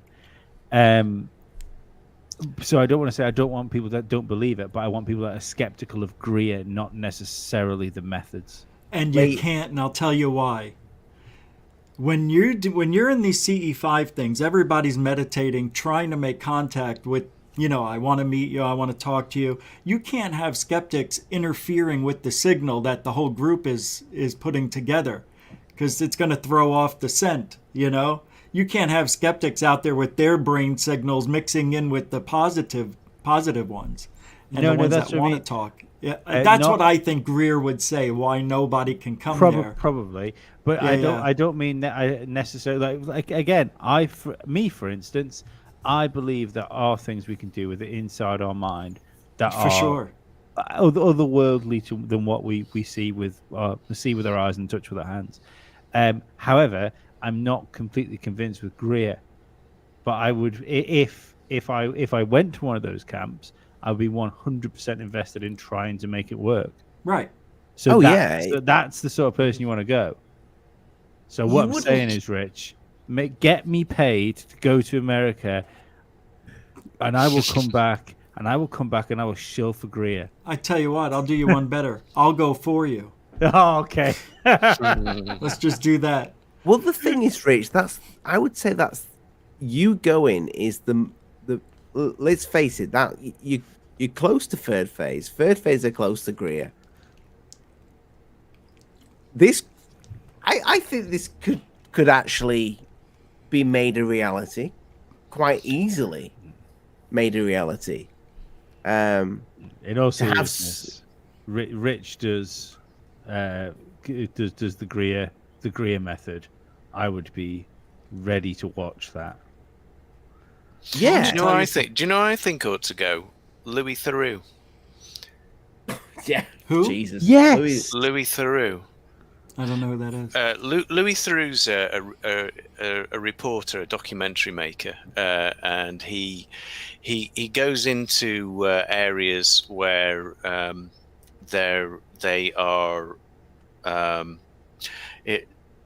He goes into subcultures basically, and he's incredibly sympathetic and very accommodating to people, but he has a way of putting them at ease and drawing out their beliefs and things like that. He's brilliant. I think somebody ought to get onto Louis Theroux and say, go and speak to Greer, because I think that would be fantastic. Yeah, and that I couldn't agree more. But I mean, that guy would be like, "Who's Greer?" He wouldn't have a clue. Might not even be interested in the UFO community whatsoever. I think the bridge is burnt now, but I think Rogan would be another good one. Yeah. He wanted money though, didn't he? To go back on. He wanted money. Yeah. Can you imagine if he convinced Rogan? What, Rogan? Yeah, Rogan. I thought I said Wogan. Can you imagine? Can you imagine documentary? Can you imagine if he convinced Rogan that what he was doing with Jesus Christ, the guy would be a billionaire? Yeah, overnight. Have you guys ever had any feelings of like an entity around you or something you couldn't explain? I mean, I think everyone has that feeling, don't they? My one I always go to is because it's quite an odd one. I rehearse in a soundstage. It was where there was a movie soundstage built about 40 minutes drive from where I live. And when the movie sort of thing, because there was quite a lot of films being filmed on this island for a while, and when the movie thing dried up, they decided to let bands use the soundstage because it's a big aircraft sort of hangar. They decided to let us use that as a rehearsal room. So there's like 10 bands in there, all with our gear set up. You go out of that room and into like an office area, which has got a corridor where you can go to the toilet. I hate going for a piss in that place, and I can't understand why. It's perfectly lit. There's doors everywhere, so you're never trapped in anywhere. It's not claustrophobic. It's literally just like an office hallway and a toilet, and I am constantly on edge when I go in there, to the point where you do that shuffle walk where you just want to get out of somewhere. And I've rehearsed in that place now for 10 years with the band I'm in. And it's still every single week when I go for a piss, I hate being in that corridor. It's weird. Here's one for you, and I'm sure everybody's done this. You're at a bar or a party or something like that, and you might be sat there on your own, with no friends, like I do, that kind of thing. Do you know what I mean? But and then all of a sudden, for no apparent reason, you feel eyes in the back of your head, and you turn around, and there's somebody looking straight at you. Yeah. That you can't explain that. You never saw them. They're right behind you. Yeah. At the risk of making me sound like a beast, it's the same as if you're driving a car. Like, how many times have you been driving down the road and you've seen someone walking up the street which is particularly hot, and they've got their back to you and go, "Oh my, she's dead hot," and people turn around and look at you. That never happens to people? Yeah. I'm not sure I understand what you no, just no, said. Say if you're driving a car. I know what you mean. People look at you looking at someone. Yeah. And you look at you... someone and they will turn and look at you even though they walk across the street. Sorry. It's so weird, trying to be funny when I was saying it. It wasn't, was I? But yeah, it's odd. It's a sixth sense, isn't it? There's senses we've lost. Probably because we haven't got any predators anymore. True story. Our only predator really is ourselves. True story, this. And this actually happened probably, I would say, 3 months ago, about 3 months ago. I was driving home from my mum's, and must have been, I think I dropped a few things off, stayed for a cup of tea. I had tea. Driving back, I think it was about 10 p.m. at night. And I looked at, when you're looking in your wind mirror and sometimes you just want to see the driver that's parked behind you when you're up at a traffic light. You see if he's picking his nose or whatever. And I kid you not, there was a guy that was a skeleton driving a fucking car. And when I say a skeleton, I mean like, do you remember like James Bond? And I can't remember the guy that had the makeup, and it was like the classic skeleton makeup. Perfectly. Jaws? No. I know Baron Samedi, Live and Let Die. Stuff. Live and Let Die one. Stuff. Yeah. This guy had a hoodie on, and he was just staring right at me. He looked like, and he had the classic makeup, and I mean this makeup looked fucking perfect. wasn't it like freaked the shit out of me. Was it like maybe like October? It wasn't. No, maybe like it was the 3 months ago. Of October. Oh, okay. It was 3 months ago.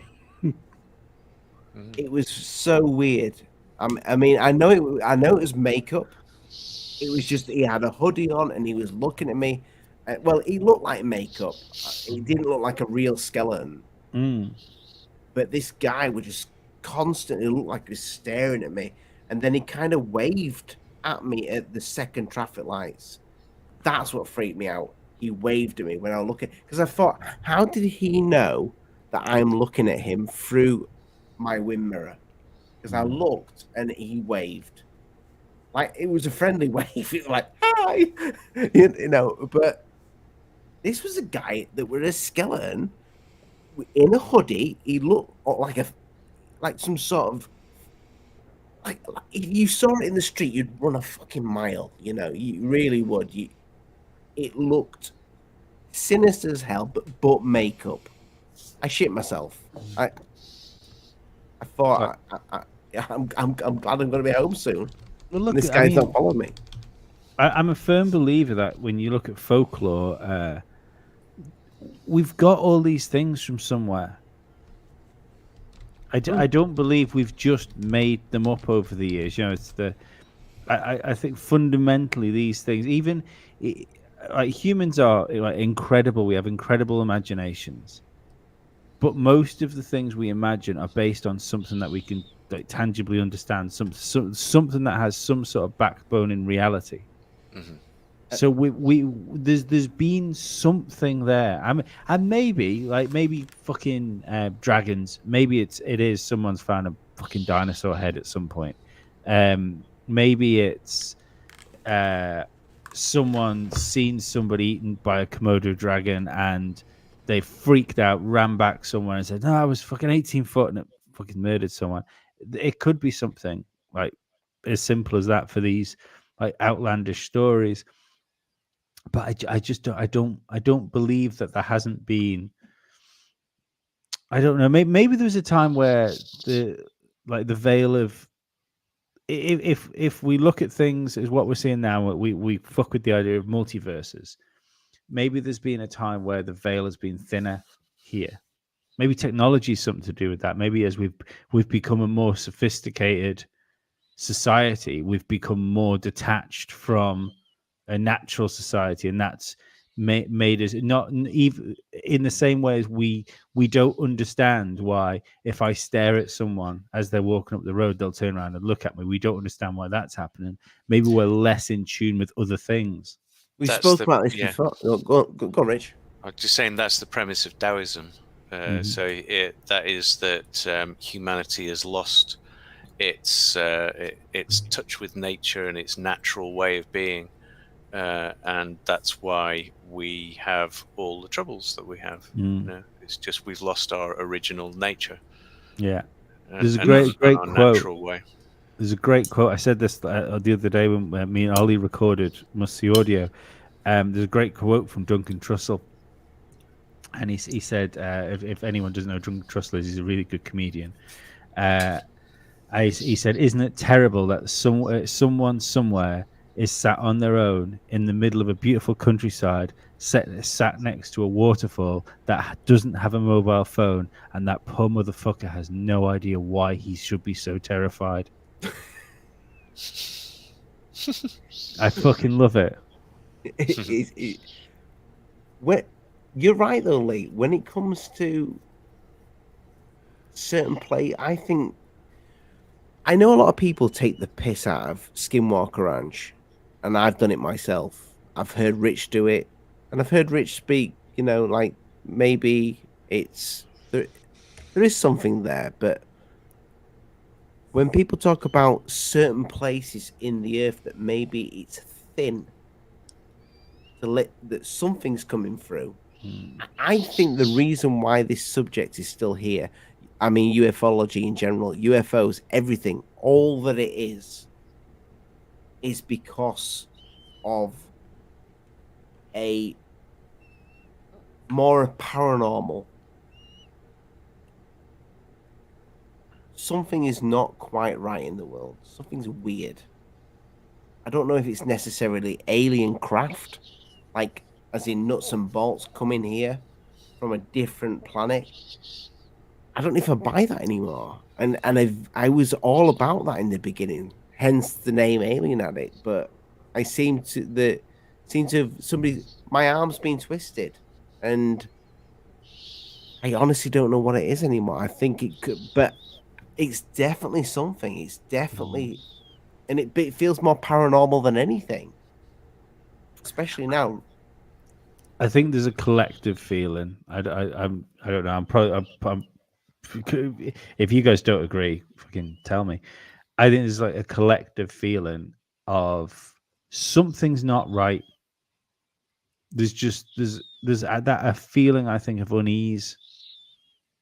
I don't know what it is. I don't know why, but I think it's a reason why people get gravitated towards these subjects, because it's the pursuit of trying to work out what doesn't feel quite right at them now. Yeah, I gotta get going. You got a show. Link in the description, people. All right. And you talked about Corbell. Yeah, a little bit. Why didn't you invite him on? I did. He promised he was going to come on, and he broke his promise, which is why I hate him. Never break a promise to Rich Giordano. Big deal. Who am I? Thank you very much You're for the having me best, on. Rich. You're the best. I'm nobody. All I'm of them. zero, and everybody Yeah. knows it. All right. God, You're you don't think I nobody- can yeah. read? Rich, you're nobody, but you know what they say: nobody's perfect. Thank you. You go and kill them, Tiger. I Go will. get him. Thank Well, we're ending in 15 I minutes am anyway. Lee. Lee, No, see, you're Lee ri- knows how to talk to me. No, you're Rich. Don't make that mistake again. You're not Lee.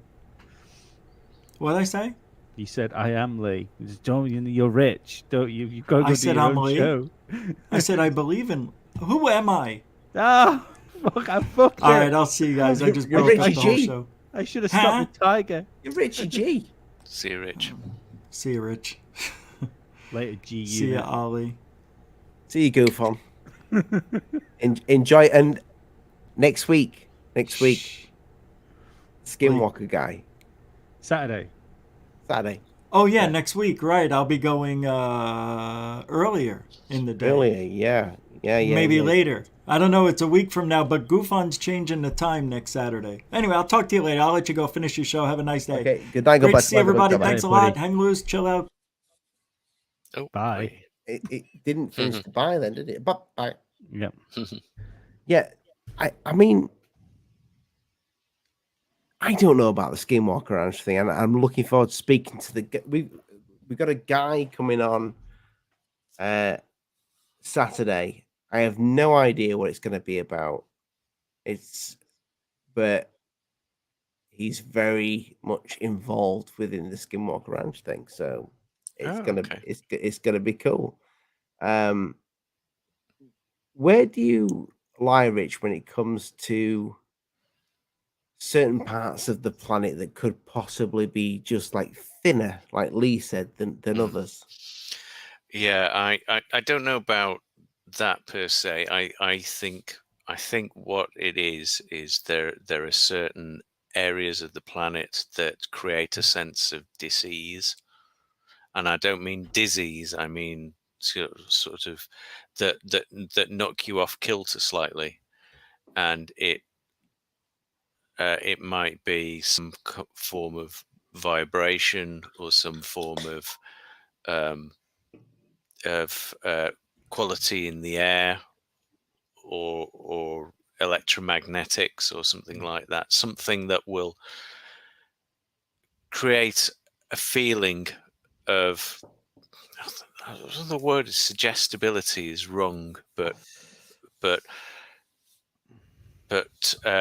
creating a feeling that your imagination becomes expanded, if you like, because really all our imagination is our ability to plan. That's what it all came from. We need to be able to plan to do complex things, and that's why our imaginations are so strong. I'd argue a ability to plan and a self-preservation mechanism. Mm-hmm. And what I always come back to with this sort of thing. I think I'm on the right track. Sorry, I just had to nip out of the room for a second.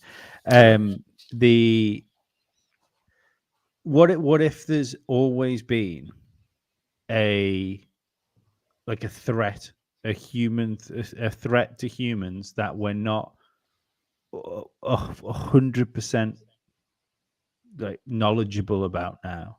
But we were, and those feelings where it would be fully in the paranormal realm, in the when you hear about people being attacked by poltergeists, or people fucking going missing in national parks, and then people turning up in the missing 411, where you have someone turn up hundreds of miles away, somewhere completely different, naked and stuff, and there's no way that person could have gone over a mountain and got to where they were over the course of the 2 days they went missing. Not naked. They'd need some good footwear for that. They'd need at least a thong. But what if there's something else? There's something else as another threat to people that doesn't come along. You know, it's not a normal threat. It's not something you encounter every day. In the same way as even if you live in Australia, you know there's lots of things that can fucking kill you out in Australia, but not every single day when you open your letterbox is there a spider that wants to kill you in there. But there can be sometimes. And what if these feelings we have are like a leftover thing from a threat we don't 100% understand?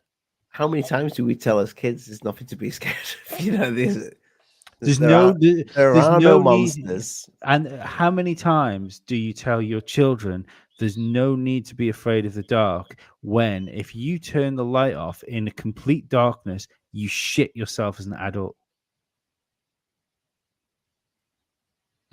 Surely. No, right. like this room for instance, like there's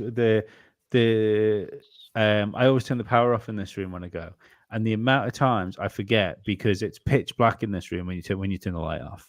So the amount of are you saying that's? Sorry, but are you saying that's? And I think we have spoke about this probably when we're drunk after a podcast. Are you saying that is something that we've lost, but we still the reason why we're in the same way? If you stick a cucumber behind a cat, it shits itself because it thinks it's a snake. My cat's never seen a fucking snake. But if I stick a cucumber behind it, that motherfucker is going to try and stick itself to the ceiling or a banana. So let me see if I understand this correctly. What you're talking about is the fact that there might be some form of genetic alarm bell that's ringing about a non-existent threat, or a threat that we can't or we can't consciously perceive. Yes. So more the latter than the first, because I mean, don't get me right, it could be, but it's where the idea of the heebie-jeebies would be, isn't it? Is being scared of something that doesn't exist. But for the sake of entertainment and interest, I'm fucking with the idea that it's a threat that we aren't completely aware of, but is very real. Only because we see. Especially talk about this field from fucking cattle mutilations to fucking crop circles, or the other one I really like, which I don't alien know. tunnels. Alien tunnels. The other one I really like, which I don't know enough about, is the random staircases in national parks in America. That's a fucking wild thing for people to come across. It's just staircases in the middle of nowhere that people feel really fucking uneasy around when they come across them. Not heard of that. Oh yeah, the staircase thing is fucking wild. Madness. Yeah. Have you heard of that, Ollie? You've told me about it, and I looked it up afterwards, and it's freaky. But what you're saying there, I know what you're saying, like. You kind of feel something. It's almost like you get if you've ever had the feeling when you, and I can only go back from when I'm young, when I was a lot younger, on a night out, and I saw a group of lads, and I thought there's going to be trouble here, and I felt it approaching these lads, and sure enough, there was trouble. I ended up in hospital. That's the feeling that you get for a little bit. Sometimes not. I mean, not all the time. Depends where you are. But if you I sometimes get that feeling if I go when I used to go down my mum and dad's cellar in the old Victorian house, I had a weird feeling. Is that just that as humans we're just genuinely scared of the dark? I don't know, but there's moments you feel uneasy in different situations. All your body wants you to always do involves the dark. is to take you, all your body wants you to do in that situation is to take you back to literally most of the time 10 seconds ago.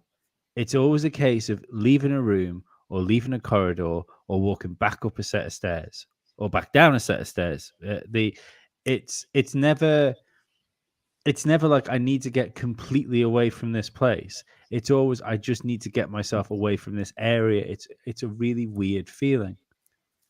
Again, on the whole thing of like there's something wrong, I'm also completely down with the idea that maybe this is a fucking middle-aged grasp at just wanting to make the world slightly more interesting than it is. Maybe that's all any of this is. Maybe that's all that any of it is that we do. There's, the worst thing, and I think especially being involved in things like this, the worst thing is when people have 100% conviction. If anybody watching this, whether you're into the alien hypothesis, the multi-dimensional one, maybe you think China's making Tic Tacs.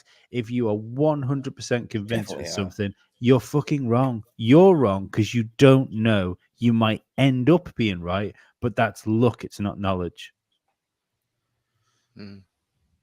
Did you ever dream when you were a kid in slow motion? What I mean by that is but like people coming in and like don't you like ever run away from anything? But when you're trying to get away, it felt slow, like you could barely move. Yeah. Have you ever dreamt like that as an adult? Yes. See, I've not. I used to have a reoccurring dream. It was really weird. I'd have a reoccurring dream when I was a kid, and it sounds fucking stupid, but it's 100% like with like hand on heart what my reoccurring nightmare was, and it always ended the same way. I was in a big white room, like an endless white room, like when Neo and Morpheus are in. But there was a lion on a treadmill, and it was in my head.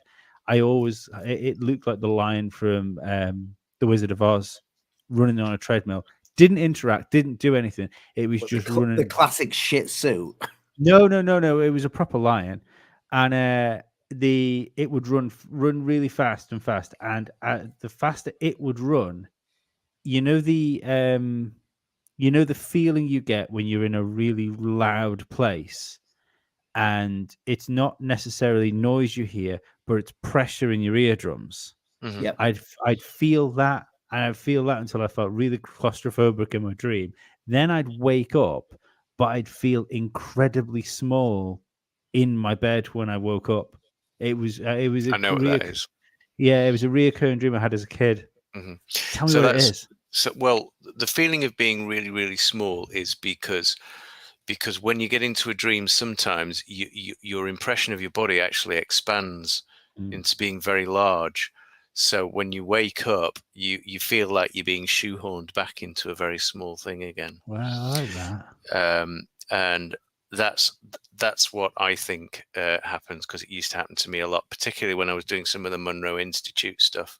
Yeah, and I would find, oh my God, I'm tiny. I'm I've little, never made the connection with that before. That's very similar to the feeling you have when you've taken a lot of psychedelics. That's when I was saying this to Ollie the other day.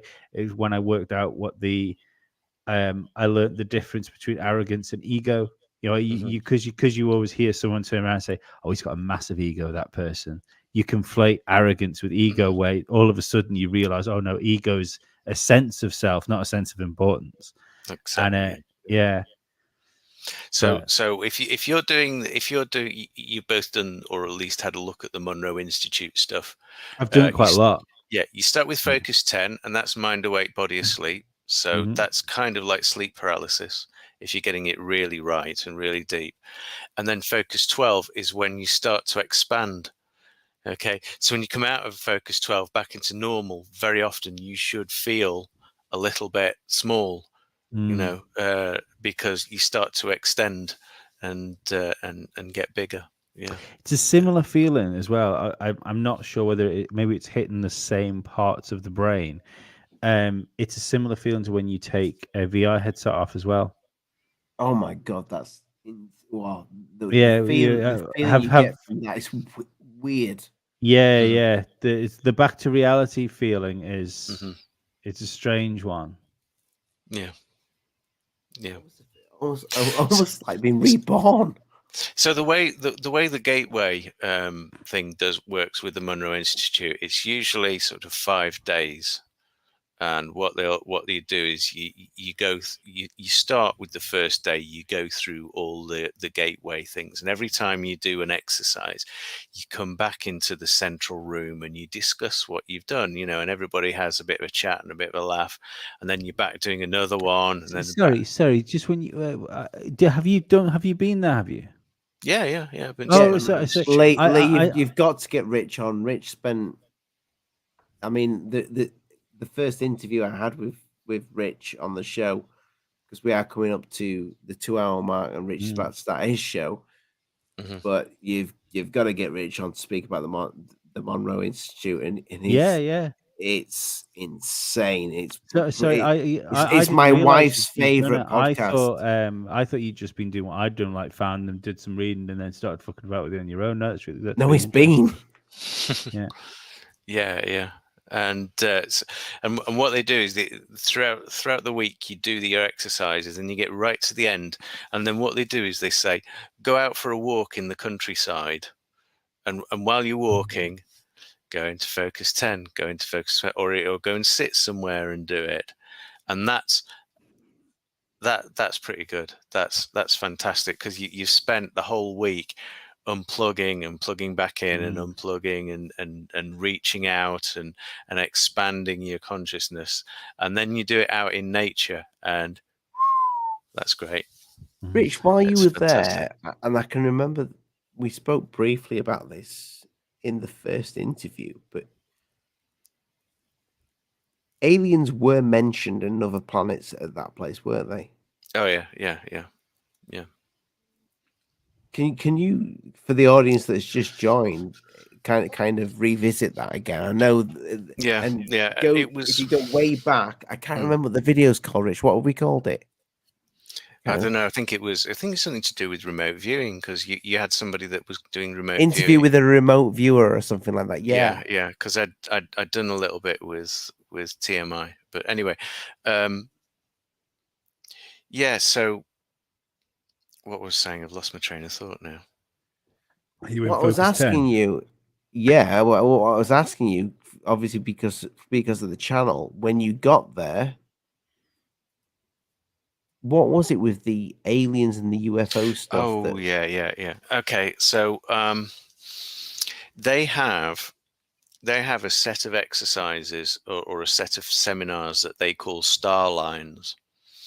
And you can look at them. Go on monroeinstitute.org and look up their courses.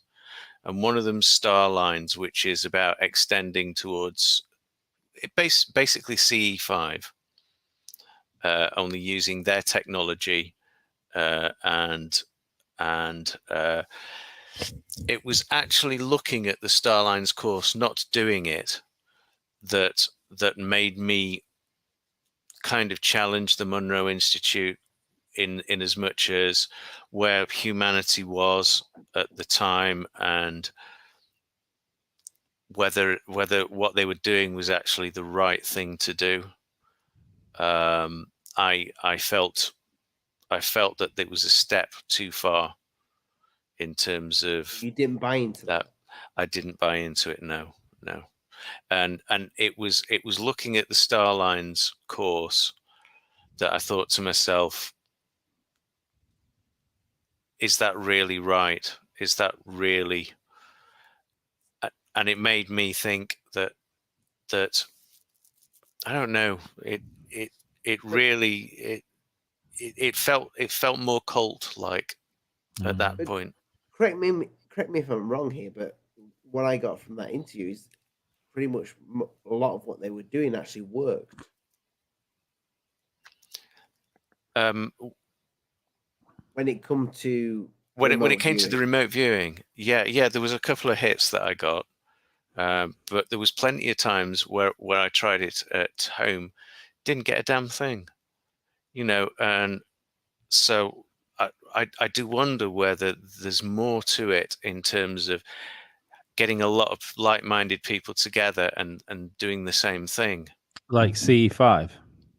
Like CE5. Yeah.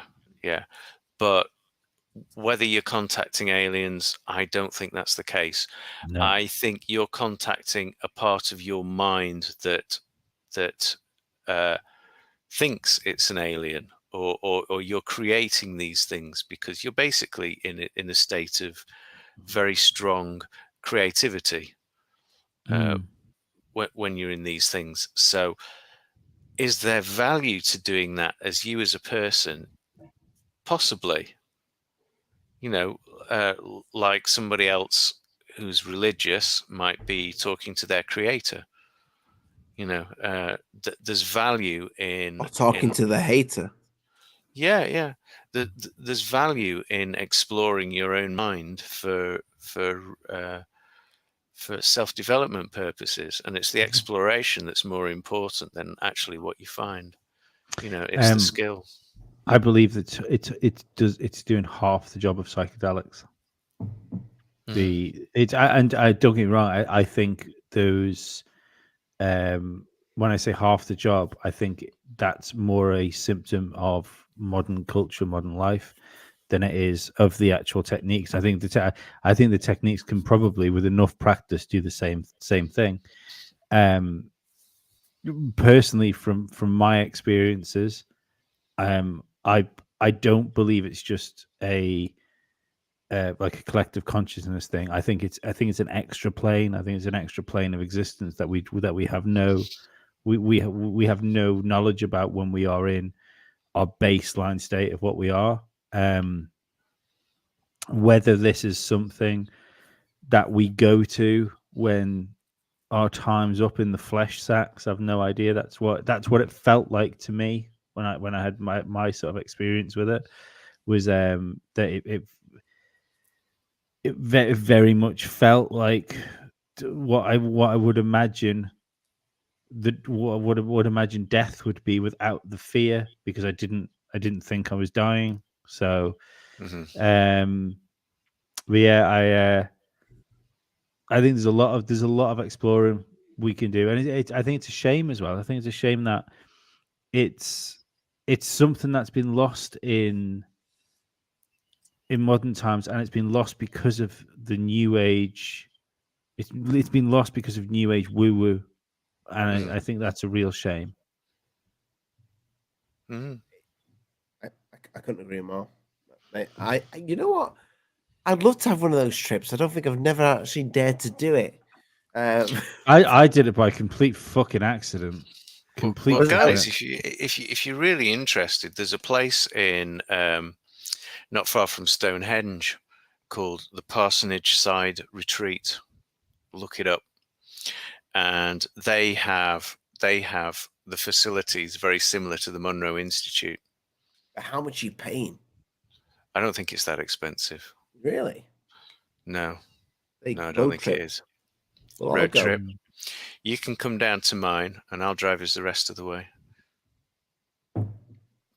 That means me and Lee can drink in the back while you're driving, Rich. Yeah. We'll be in an altered state of consciousness before we get there. You will, mate. I will. I must reach out to them. Yeah. Boys, I'm kind of conscious on time now because I know Richie's show's about to start. I don't like to Time's overlap. An illusion. 10 past. He started already, hasn't he? Just like this background. But I just want to say thank you to everybody in the chat tonight. Thank you all, and I thank you so much to the new members of the channel. You can become a member too. Support the channel. You'll get some. I think there's 4 Tic Tacs available at the moment, and I am going to create a lot more of them. I think it's going to be a little bit of a thing with these little. They have to be merch, Ollie. They have to be merch. Yeah, I'm gonna bang these on t-shirts as well. Stickers, t-shirts, probably in the condoms. Yeah, do people dildos? But yeah, you've done it, haven't you, Lee? You've done it. You've gone and destroyed the show. Are you saying even if you didn't use it, you wouldn't buy a TikTok butt plug? If you saw a butt plug that's a Tic Tac, you would buy it. I mean, I'll be honest with you. It's kind of it looks almost like one of those little sex toys, doesn't it? You know. Or a chewing gum, like the cheap ones. Yeah. But yeah, speaking of merch, thanks for plugging that. There you go. Thanks for plugging it. I didn't even mean to do that. Didn't even mean to do that. Oh my god. Comedy genius.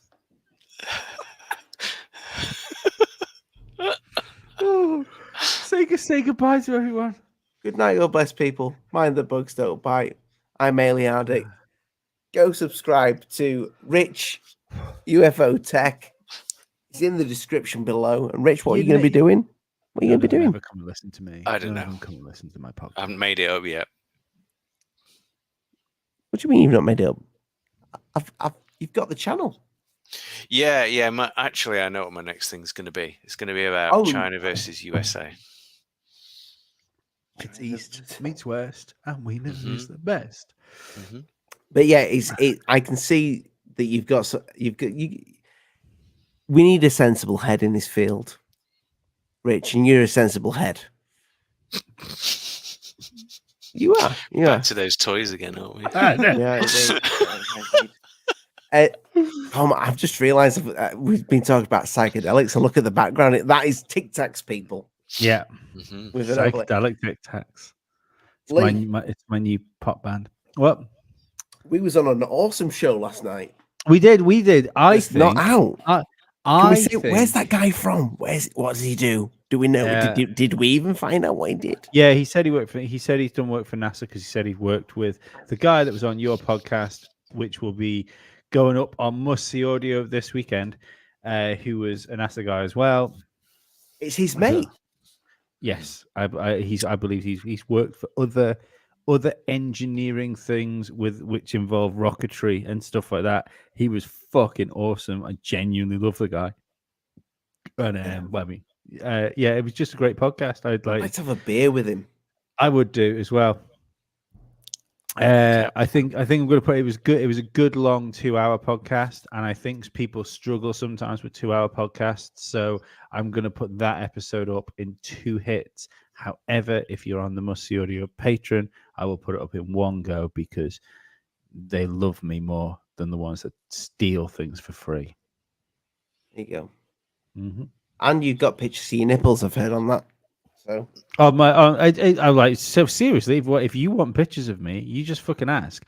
I'm like literally before I did this podcast, my girlfriend basically gave me a pedicure. So like on your nipples? No, feet pics.